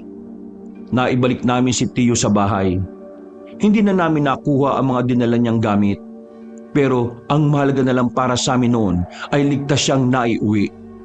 Wala ka ba talagang maalala ng daling kanya ron? Wala eh. Ang taging naalala ko lang kinukulit na niya akong sabihin kung paano ginagawang likido yung itlog na itim. Kahit anong gawin nila, nananatiling solido yung itlog eh.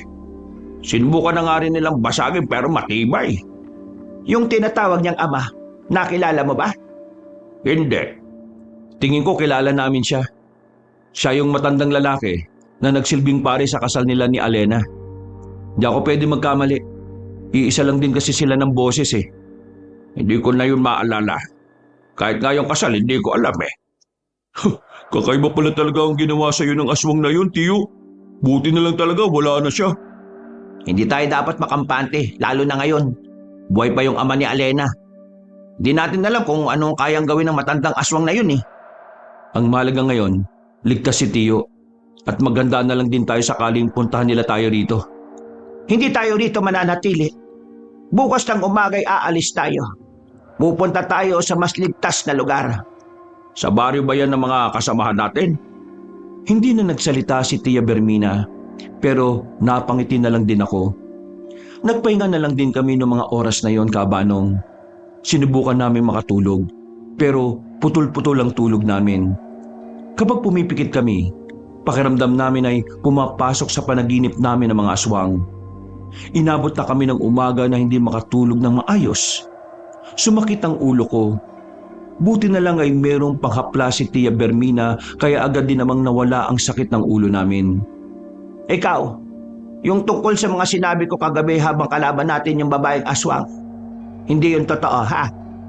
Hindi totoong wala kang halaga. Sinabi ko lang yun para linlangin yung kalaban. Opo. Wala po yun. Alam ko rin naman pong yun talagang gusto niyong iparating sa amin nun. Pero totoo naman na wala kang kwenta. Kayong tatlo. Nanood lang kayo hanggang sa matapos na yung mga nangyayari. Wala naman po kasi kaming alam paano labanan yung mga nilalang na yun eh. Kaya nga pagpunta natin sa baryo namin, tuturuan nila kayo. Para kapag nawala na ako sa mundo, kayo na lang ang bahalang magbantay kay Patras. Napatingin kami kay Tio Patras na abalang kinakausap si Dumbo at Matthew. Nakita naming ngumingiti na siya ulit. Yung ngiti na hindi gaya ng ngiti niya para kay Alena. Bakit kung magsalita kayo parang mawawala na kayo ah? Hindi natin alam ang mga mangyayari. Nakakaramdam ako ng masama kaya nagsasabi na ako habang buhay pa ako. Malaki ang galit ng mga aswang sa aming dalawa ni Patras. Kaya sigurado ako sa panahong ito, hindi sila papayag na hindi sila makakabawi. Kaya dapat mas maghanda tayo. Kayong tatlo, dapat kaya nyo rin protektahan ang mga sarili ninyo. Dahil hindi sa lahat ng oras may magtatanggol sa inyo. Kinaumagahan, kahit napuyat ay lumarga na rin kami. Nagdala na kami ng mga gamit namin dahil ayon kay Tia Bermina, mananatili kami sa baryo ng mga albularyo hanggat hindi pa natatapos ang problema sa mga aswang. Dito na namin nalaman na kaya pala alis ng bahay si Tia Bermina ay dahil din sa mga aswang. Kasama raw ng kanya mga kaibigan, hinahanap nila ang iba pang aswang na naninirahan sa probinsya nila. Nagdaan ng isang oras, nakarating na rin kami sa kanilang baryo. Malayo-layo na yun sa baryo nila Tio Patras. Kaya kahit napapaano, napapanatag na ang kalooban ko na hindi kami basta-basta masusundan ng aswang doon. Hindi ko na kayo pakikilala sa kanila. Alam naman ng mga kasama ko rito na mga pamangkin namin kayo. Dito na muna kayo sa loob. Patras, sumama ka sa akin. Magsasagawa tayo ng pagpupulong. Kailangan nating paggandaan ang susunod na akbang ng mga aswang. Tumungo lang si Tio Patras, Kabanong, at saka umalis na rin silang dalawa. Naiwan kami sa sala ni Tia Bermina. Nilibot ko ng tingin ng buong bahay. May kalakihan ang bahay na yon kumpara sa tinirhan namin. Pare-pareho namang hindi inakala na may bahay pa pala silang magkapatid. Ayos ah. Hindi ito nasabi ni Tiyo sa atin ah. Baka kasi bawal sabihin kasi lugar nga ito ng mga albularyo. Nawiwindang ako sa mga nangyayari. Nung nakaraan, sinundo nyo lang ako kasi nag-away kami ni Airpat. Ngayon, nahaharap tayo sa malaking problema. Nakakabigla yung mga pangyayari. Pero, nandito na to eh. Sigurado ka bang hindi ka muna uuwi? Kasi nasa delikado ang buhay nating lahat. Tingin mo uuwi ako ng ganitong sitwasyon? Kapag umalis ako, di iniwan ko kayo sa ere. Isa pa, kasama ako sa nakakaalam ng sikreto ni Alena eh. Kaya dapat, kasama ako hanggang huli. Wala na si Alena. Ang babaeng hindi naman natin inakala na aswang pala. Patay na. Pero, kinakabahan ako. Ano kaya ang kayang gawin ng sinasabi niyang ama? Sa dami ng mga nangyari, marami ka na rin pwedeng idagdag sa pelikulang ginagawa mo ah. Pelikula? Hindi ko na muna iniisip yan. Ang iniisip ko ay kung paano tayo makakatulong sa tiyahin at tiyuhin natin. Bumuntong hininga na lang kami noong mga sandaling yon, Kabanong. Maya-maya pa, hindi na namin namalayan na nakatulog na pala kami sa sala. Nagising lang kami nang makarinig lang kami ng maraming boses. Naroon na pala ang mga kasama nila para ipakilala kami. Sa mismong araw din na yon ay isinama nila kami sa training. Pinahawa kami ng kung ano-anong sandata. Wala kaming nagawa kundi ang sumunod na lang sa agos ng mga pangyayari. Pagsapit ng kinagabihan, pagod na pagod kami sa mga pinaggagawa namin. Pero sulit naman yon dahil kahit na papaano, meron kaming natutunan sa mga albularyong nagtuturo sa amin. Ano? Kumusta naman ang pag-iensayo niyo? Ayos naman, Tiyo. Nakakapagod. Pero sapat ba talaga yung mga tinuro nila para mapalaga namin yung mga aswang na makakaharap namin? Wala naman silang ituturo sa inyo na hindi niyo magagamit. O sige na, magpahinga na kayo. Bukas ng gabi, magagamit nyo na yung mga natutunan ninyo. Bukas ng gabi? Bakit? Alam na ba natin kung saan naglulungga yung mga aswang? Hindi. Pero babalik tayo sa kung saan nyo ako kinuha. Siguradong pupunta rin ang mga aswang doon. Nagkatinginan na lang kaming magpipinsan sa aming narinig. Naiisip ko ba lang kung ano ang mangyayari ng gabing yun ay hindi na mapalagay ang kalooban ko. Mabilis na lumipas sa mga sandali.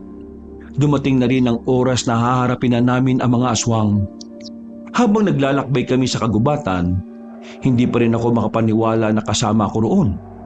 Isa lang naman kasi akong Manilenyo na nung una ay hindi naman talaga naniniwala sa mga aswang. Hindi ba kayo kinakabahan? Kinakabahan, malamang. Pero ang malaga, kasama naman natin lahat ng mga albularyo. At si Tiyo at Tia. Nakita mo naman kung paano kumana si Tia Bermina, di ba? Huwag kang maging kampante. Maging alerto sa lahat ng oras. Yan ang paalala sa atin ng mga nagturo sa atin, di ba? Kayong ang tatlo, pwede ba manahimik na kayo? Nasa gubat na tayo. Baka marinig ka agad tayo ng mga aswang. Malayo pa naman tayo sa huwag ka na sumagot. Napapailing na lang ako, Kabanong. Hindi nagtagal, natanaw na rin namin ang lungga ng mga aswang. Pero kagaya ng inaasahan namin, wala kaming inabutan. Pero meron silang mga nakitang bakas. Kaya sumenyas na sa amin sila Tia na maganda at maging alerto. Mga nasa 5 minuto kaming nakikiramdam sa paligid. Maya-maya pa, naramdaman na naming may mga umaaligid na sa amin. Naririnig na rin namin ang mga kaluskos. Nang marinig namin ang malakas na angin na yon, ay agad na kumalat ang mga albularyo. Kaming tatlo naman ay nanatili lang sa likuran ni Tiyo at Tia. Mga ilang sandali lang, sumigaw na ang mga kasama namin. Isang hudyat na ang mga aswang ay handa na ring sumagupa. Kaya sa mga pagkakataong yon, pinilit kong lakasan ang kalooban ko. Iniisip ko na lang na kailangan kong mabuhay sa laban na yon dahil tatapusin ko pa ang pelikulang ginagawa ko. Kahit na anong mangyari, huwag kayong mag-iiwa-hiwalay. Naintindihan niyo ba? Ako ang bahala sa aming tatlo. Patras! Dating gawi! Ang ginawa ni Tiyo ay nagbuo siya ng gaa sa paligid. Dahil tuyo rin naman ang mga sanga at mga dahon doon, madaling kumalat ang apoy. Ginawa niya yung para magsilbing liwanag namin. Dahil sa mabilisan na pagliki ng apoy, nakita na namin ang mga aswang na nasa paligid. Mga naghahanap lang ng tamang pagkakataon para umatake. Nagsimula ang labanan. Si Tio ay nakipagsabayan na rin sa mga aswang. Habang si Tia naman ay walang kahirap-hirap niyang pinagpapapaslang ang mga aswang na umatake sa kanya. Kaming magpipinsa naman, aminadong kinakabahan pero kahit na papaano ay nagagawa namin silang sabayan. Natamaan ko! Uy, magseryoso ka nga. Huwag maging kampante ha, mabibili sila. Ilag! Yan na nga ba sinasabi ko eh. Munti ka nang mahagip ng aswang si Dumbo. Mabuti na lang ay nahila siya kagad ni Matthew. Sa aming pagpapatuloy, unti-unti na rin naming nakukuha ang tapang ng isang mandirigma. Kahit parang hindi sila nauubos, hindi rin kami tumigil sa pakikipaglaban sa kanila. Hinanap ko sa paligid si Tio at Tia. Si Tio Patras na lang ang nakikita namin na abalang nakikipaglaban. Nakita niyo ba si Tia? Nakita ko siyang dumaan dun. May inaabol yata siya dun eh. Sa hindi ko malaman na dahilan, bigla na lang akong kinutuba na masama. Pakiramdam ko kasi ay mapapahamak si Tia Bermina na mag-isa. Kaya kahit na alam ko sa sarili kong hindi rin naman ako mahusay sa labanan, tumakbo ko papunta sa direksyon na pinuntahan niya. Hanggang sa nakita ko na nga si Tia Bermina na meron siyang kinakausap. Ang matandang aswang nakaharap niya ay ang ama na tinatawag ni Alena. Nagtago ko sa gilid. Nagmasid. Tumingin-tingin sa paligid kung merong ibang aswang na naroon. Naalala mo pa ba ka? Bakit na ba kita makakalimutan, Bermina? Ikaw at si Patras ang nanguna noon sa paglagas ng mga kasama ko at sa pagkuha sa amin ng itlog na itim. Kumusta ka na? Mukhang ayos ka naman ngayon. Ayos lang naman ako. Pero napagod ako kakahanap sa inyo. Dito ko lang pala kayo matatagpuan. Ang totoo niyan, wala kami talagang balak na tumampay sa gubat na ito. Pero nalaman ko na pinaslang mo pala ang mga tauhan ko at yung makulit na babae na niloko at nilinlang ang kapatid ko para lang makuha ang itlog na itim. Si Alena. Wala naman akong pakialam sa babaeng yon. Kahit na anak ko pa yan. Ginamit ko lang naman siya para makuha ang kailangan ko. Hindi mo rin naman mapapakinabangan yon. Kami lang ang nakakaalam kung paano yon gagawing likido. Kaya nga kailangan ko si Patras. Pero parang pahihirapan niyo pa ako ngayong gabi. Hindi lang kita basta pahihirapan. Tutuldokan ko rin ang buhay mo ngayon. Nakita kong may kumislap sa bandang kamay ni Tia Bermina. Tingin ko ay yun ang anting-anting niya. Bigla rin siyang nagkaroon ng mabilis na pagkilos.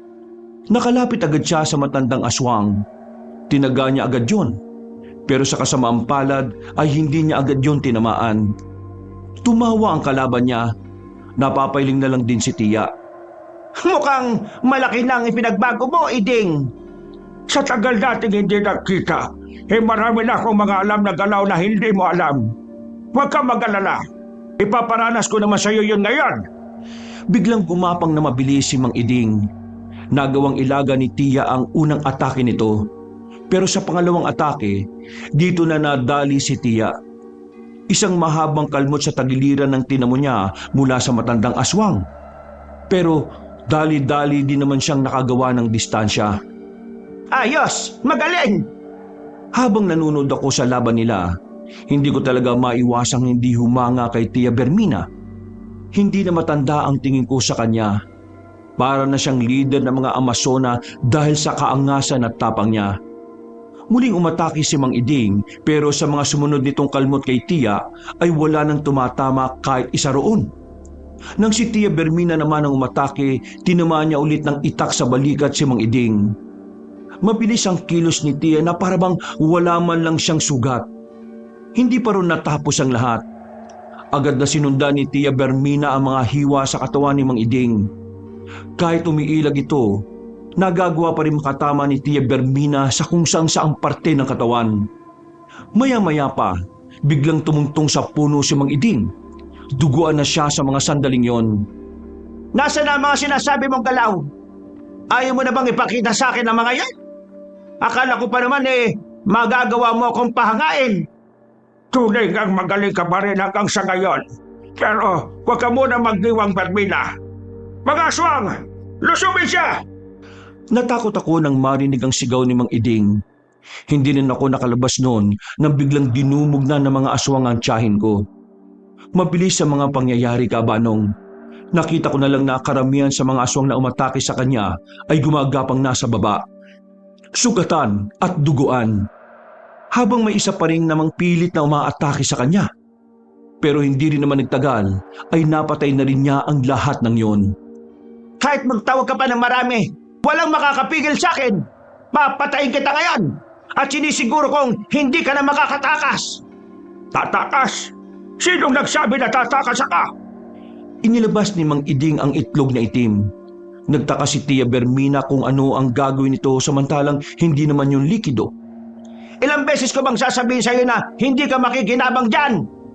Natuklasan ko mula sa lumang libro ng aming lahi na ang dugo ay dugo. Kahit na maging solido o likido ito, mananatili itong dugo. At kapag ang dugo ay dumapi sa aming lalamunan at sikmura, unti-unti nitong kikilalanin ang katawan ng isang aswang. Sa madaling sabi, hindi ko na kailangan pang gawin itong likido, Bermina. Kaya ihanda mo na ang sarili mo. Hindi namin inaasahan ang gagawin niya. Bigla na lang niyang nilunok ng buo ang itlog na itim. Pilit niya yung maparating sa sikmura niya gamit ang natitira niyang lakas. Pagtingin ko naman kay Tia Bermina, napansin ko na parang nabahala siya sa ginawa ng kalaban niya. Bermina, mali ka! Maling-mali ka! Nagtindigan ang mga balahibo ko nang makitang nagbago ng tuluyan ng itsura ni Mang Iding. Dumami ang balahibo niya sa katawan. Mas lumaki ang mga kamao. Nagkaroon din siya ng buntot. Mukha na talaga siyang demonyo. Sa sobrang pagkagulat ni Tia Bermina, hindi na niya namalaya na nakalapit na pala sa kanya ang mabangis na aswang. Nahawakan siya sa kamay. Narinig ko pang lumagutok ang buto niya bago siya hilahin ng malakas. Binalibag siya sa lapag. Sinipa ng ilang beses at saka pinagsusuntok sa sikmura. Sa isang iglap lang, biglang nagbago ang ihip ng hangin. Bukpok sarado na agad si Tia Bermina. Maya-maya pa, nakita kong dumating na rin si Tio Patras. Kasama niya si Dambo at si Matthew. Naglakas loob na rin akong lumabas noong mga sandaling yon. Tignan mo nga naman, meron ka pa palang mga responde. Mas marami, mas masaya. Bakit pa kayo pumunta rito? Umalis na kayo! Hindi ka namin pwedeng iwan. Hindi mo naiintindihan. Nilunok niya ang itim na itlog. Naging aktibo yon sa katawan niya. Naisip ko na yan bago pa mangyari ang lahat ng ito. Kaya huwag ka mag-alala, ate. Akong bahala. Boys, ihanda niyo na mga sarili ninyo. Nahihibag na ba talaga kayo? Hindi niyo siya kakayanin. Kailangan mo magtiwala, Tia. Kami na munang bahala sa kanya. Nasakatawa ka talaga, Patras. Kung umasta ka, akala mo kung sino kang magaling. Di hamak na manggagamot ka lang naman. At kahit na kailan, wala ka pang napatay na aswang. Huli ka na sa balita. Marami na rin ako napatay ng hindi mo alam. Anong tingin mo sa akin? Iiwan yung itlog na itim kung hindi ko yung kayang protektahan? Kita sa akin na. Kasi inutil ka. Huwag ka maging kampante, Iding. Hindi mo alam kung paano ko pinag-aralan ng sandaling ito. Merong inilabas na punyal si Tio Patras. 2 dangkal lang ang haba ng punyal. Medyo kinakalawang na rin ang bandang dulo. Ang punyal na ito ang makakapatay sa'yo. Nagpapatawa ka ba? Tama lang daldalan. Simulan na natin to. Nauna na si Tio tumakbo palapit. Sumunod naman kaming 3. Sabay-sabay naming inatake si Mang Iding. Pero dahil kakaiba ang lakas at bilis niya, hindi rin namin siya magawang patamaan. Kahit na ganun, hindi pa rin kami sumuko. Hindi niya ako kakayanin! Nahawakan niya si Dambo. Sa laki ng katawan ni Dambo ay nagmistula itong papel na hinagis lang. Si Matthew naman ay tinadyakan lang at saka tumilapon. Sinuntok niya ako. Nakailag ako kaya sa balikat lang ako tinamaan. habang si Tio Patras naman ay nasugatan na rin ng tamaan din ng ilang beses na kalmot. Mga labastangan! Ang mga kagaya niyong kutong lupa ay mga ngaas na talili na ka. Pinatunayan niyo lang talaga na mataas ang pangarap ng mga tao. Sa sobrang taas, kailangan niyo munang makarating sa langit para maabot yan. Ah, ganun ba? Muling bumangon si Tio Patras. Hawak-hawak pa rin niya ang punyal. Kahit ilang beses siyang bumagsak, ay hindi niya man lang yon binitiwan. Sinubukang sumugod ni Tio, pero nahahawakan lang siya sa leeg. Inago sa kanya ang punyal at itinaas siya sa ere. Taas! Sesya na, Bermina. Mukhang mauuna itong kapatid mo sa langit. Magkita na lang kayo ron mamaya kapag ikaw naman ang sunod na papatayin ka. Nakatingin sa akin si Tio Patras noong mga sandaling yon. Meron siyang sinenya sa akin. Hindi ko sigurado kung ano. Pero tingin ko, gusto niyang guluhin ko si Mang Iding para mabaling ang atensyon nito sa iba. Kaya kahit na masakit ang balikat ko, sinubukan kong tumakbo palapit sa matandang aswang. Gamit ang itak na hawak ko, tinangka ko siyang tagain. Pero nahahawakan niya lang din ako. Sasakalin na rin sana niya ako, pero meron pang inilabas na isa pang punyal si Tio Patras. Kulay gintong punyal naman na merong bakas na pula sa bandang dulo. Hindi na nagsayang ng oras ang tiyuhin ko. Itinarak niya ang punyal sa leeg ni Mang Iding. Dahil sa ginawa niya ay pareho kaming nabitiwan ng aswang. Anong mangyayari kapag ang dugo ng aswang at kabayo ay pinaghalo? Di ba nakakalason? Ang punyal na ito ay ibinabad ko ng maraming taon para lang sa ganitong sitwasyon. At ngayon, ginamit ko na siya sa'yo dahil alam kong makukuha mo ang itim na itlog balang araw. Nakahawak lang sa leeg si Mang Iding habang pinipigilan ng pagtagas ng dugo sa leeg niya. Hindi siya makapaniwala na nagawa siyang isahan ni Tio. Unti-unti siyang napapaatras. Kitang-kita ang panghihina niya. Bagay na nagbigay ng mataas na moral sa aming lahat. Oo, hindi maraming aswang ang napatay ko. At ang tanging nagawa ko lang sa labanan natin ngayon, noon ay kalabanin ng mahihinang aswang. Pero wala akong pakialam sa nakaraan. Ang mahalaga sa akin ngayon ay ang kasalukuyan. Ang panahon kung saan pwede kitang mapatay. Galit na lumapit si Tio Patras. Habang pagewang-gewang pa si Mang Iding ay wala siyang sinayang na oras. Sinaksak niya ng punyal sa dibdib ang mabangis na aswang. Wala pang isang minuto, bumalik na rin sa dati si Mang Iding at nailuwan na rin ito ang itlog. Natalo na ang mga tauhan mo at natalo ka na rin. Ito na ang katapusan ninyong lahat. Magpahinga ka na Iding sa impyerno. Hinihintay ka na ron ni Alena. Meron pang sinabi ang matandang aswang pero kalaunan sumuka na rin ito ng maraming dugo at tuluyan na ring namatay. Kinuha naman ni Tio Patras ang itlog na itim. Hindi ako makapaniwala na nagtagumpay ang puwersa ni Tio at Tia nung gabing yon. Pero nakahinga naman kami ng maluwag nang masigurong wala nang mga aswang sa probinsya nila. Oh, baka naman mag-away pa kayo ni Ted pag-uwi mo. Hindi na po. Nag-usap na kaming dalawa. Bati na kami. Kailan ba matatapos ang pelikula mo? Manonood kami. Oo nga, gusto ko kasama ako sa bida Sige, sasabihan ko kayo kaagad kapag natapos na. Tio, maraming salamat sa pagpapatuloy Marami akong natutunan sa mga nangyari. Marami akong maidadagdag sa pelikula ko. Masaya ako nakasama sa makasaysayan na pagtalo natin sa mga aswang. Pakisabi nga pala kay Tia, maraming salamat din sa kanya. Idol ko siya. Ay, walang hiya.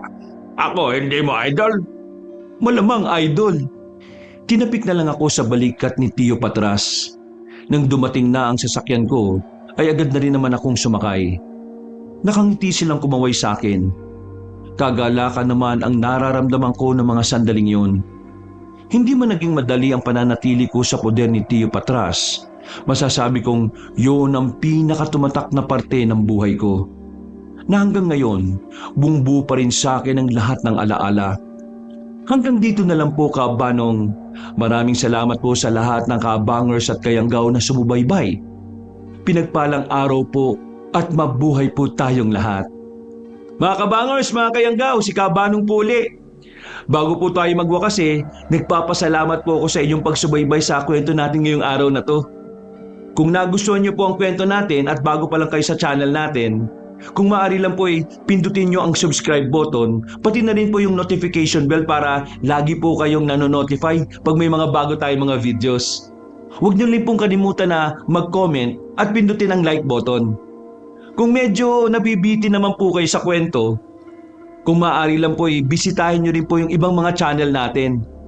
Ito lang po yung 2 pang channel natin wala nang iba. Yung iba kasi, nako, ninakaw pa yung mga ibang mga videos natin. Well anyways, bisitahin niyo po yung Pamela Clamil. Nagnanarrate po ako doon bilang si Lolo Pael at ako rin po bilang Kabanong. Sana po mag-subscribe rin kayo kasi konti pa rin po yung mga subscribers natin doon Mag-comment at mag-like rin po kayo. Ngayon, kung medyo bitin pa rin kayo, bisitahin niyo po yung bagong-bagong channel natin. Yung Kabanong version 2.0 kung saan meron pong mga moving images na doon. Kaya may mapapanood na rin kayo habang nakikinig kayo ng narration na meron na pong music and effects. O di ba mas maganda? Kaya sana po mag-subscribe kayo para makasama po kayo sa first 100,000 subscriber ng channel na yon. At para hindi po kayo mahirapan na hanapin yon, ilalagay po namin yung mga links ng mga nasabing channel dito sa description o di kaya sa pin comment. Hanggang sa susunod na mga kwento, wakas!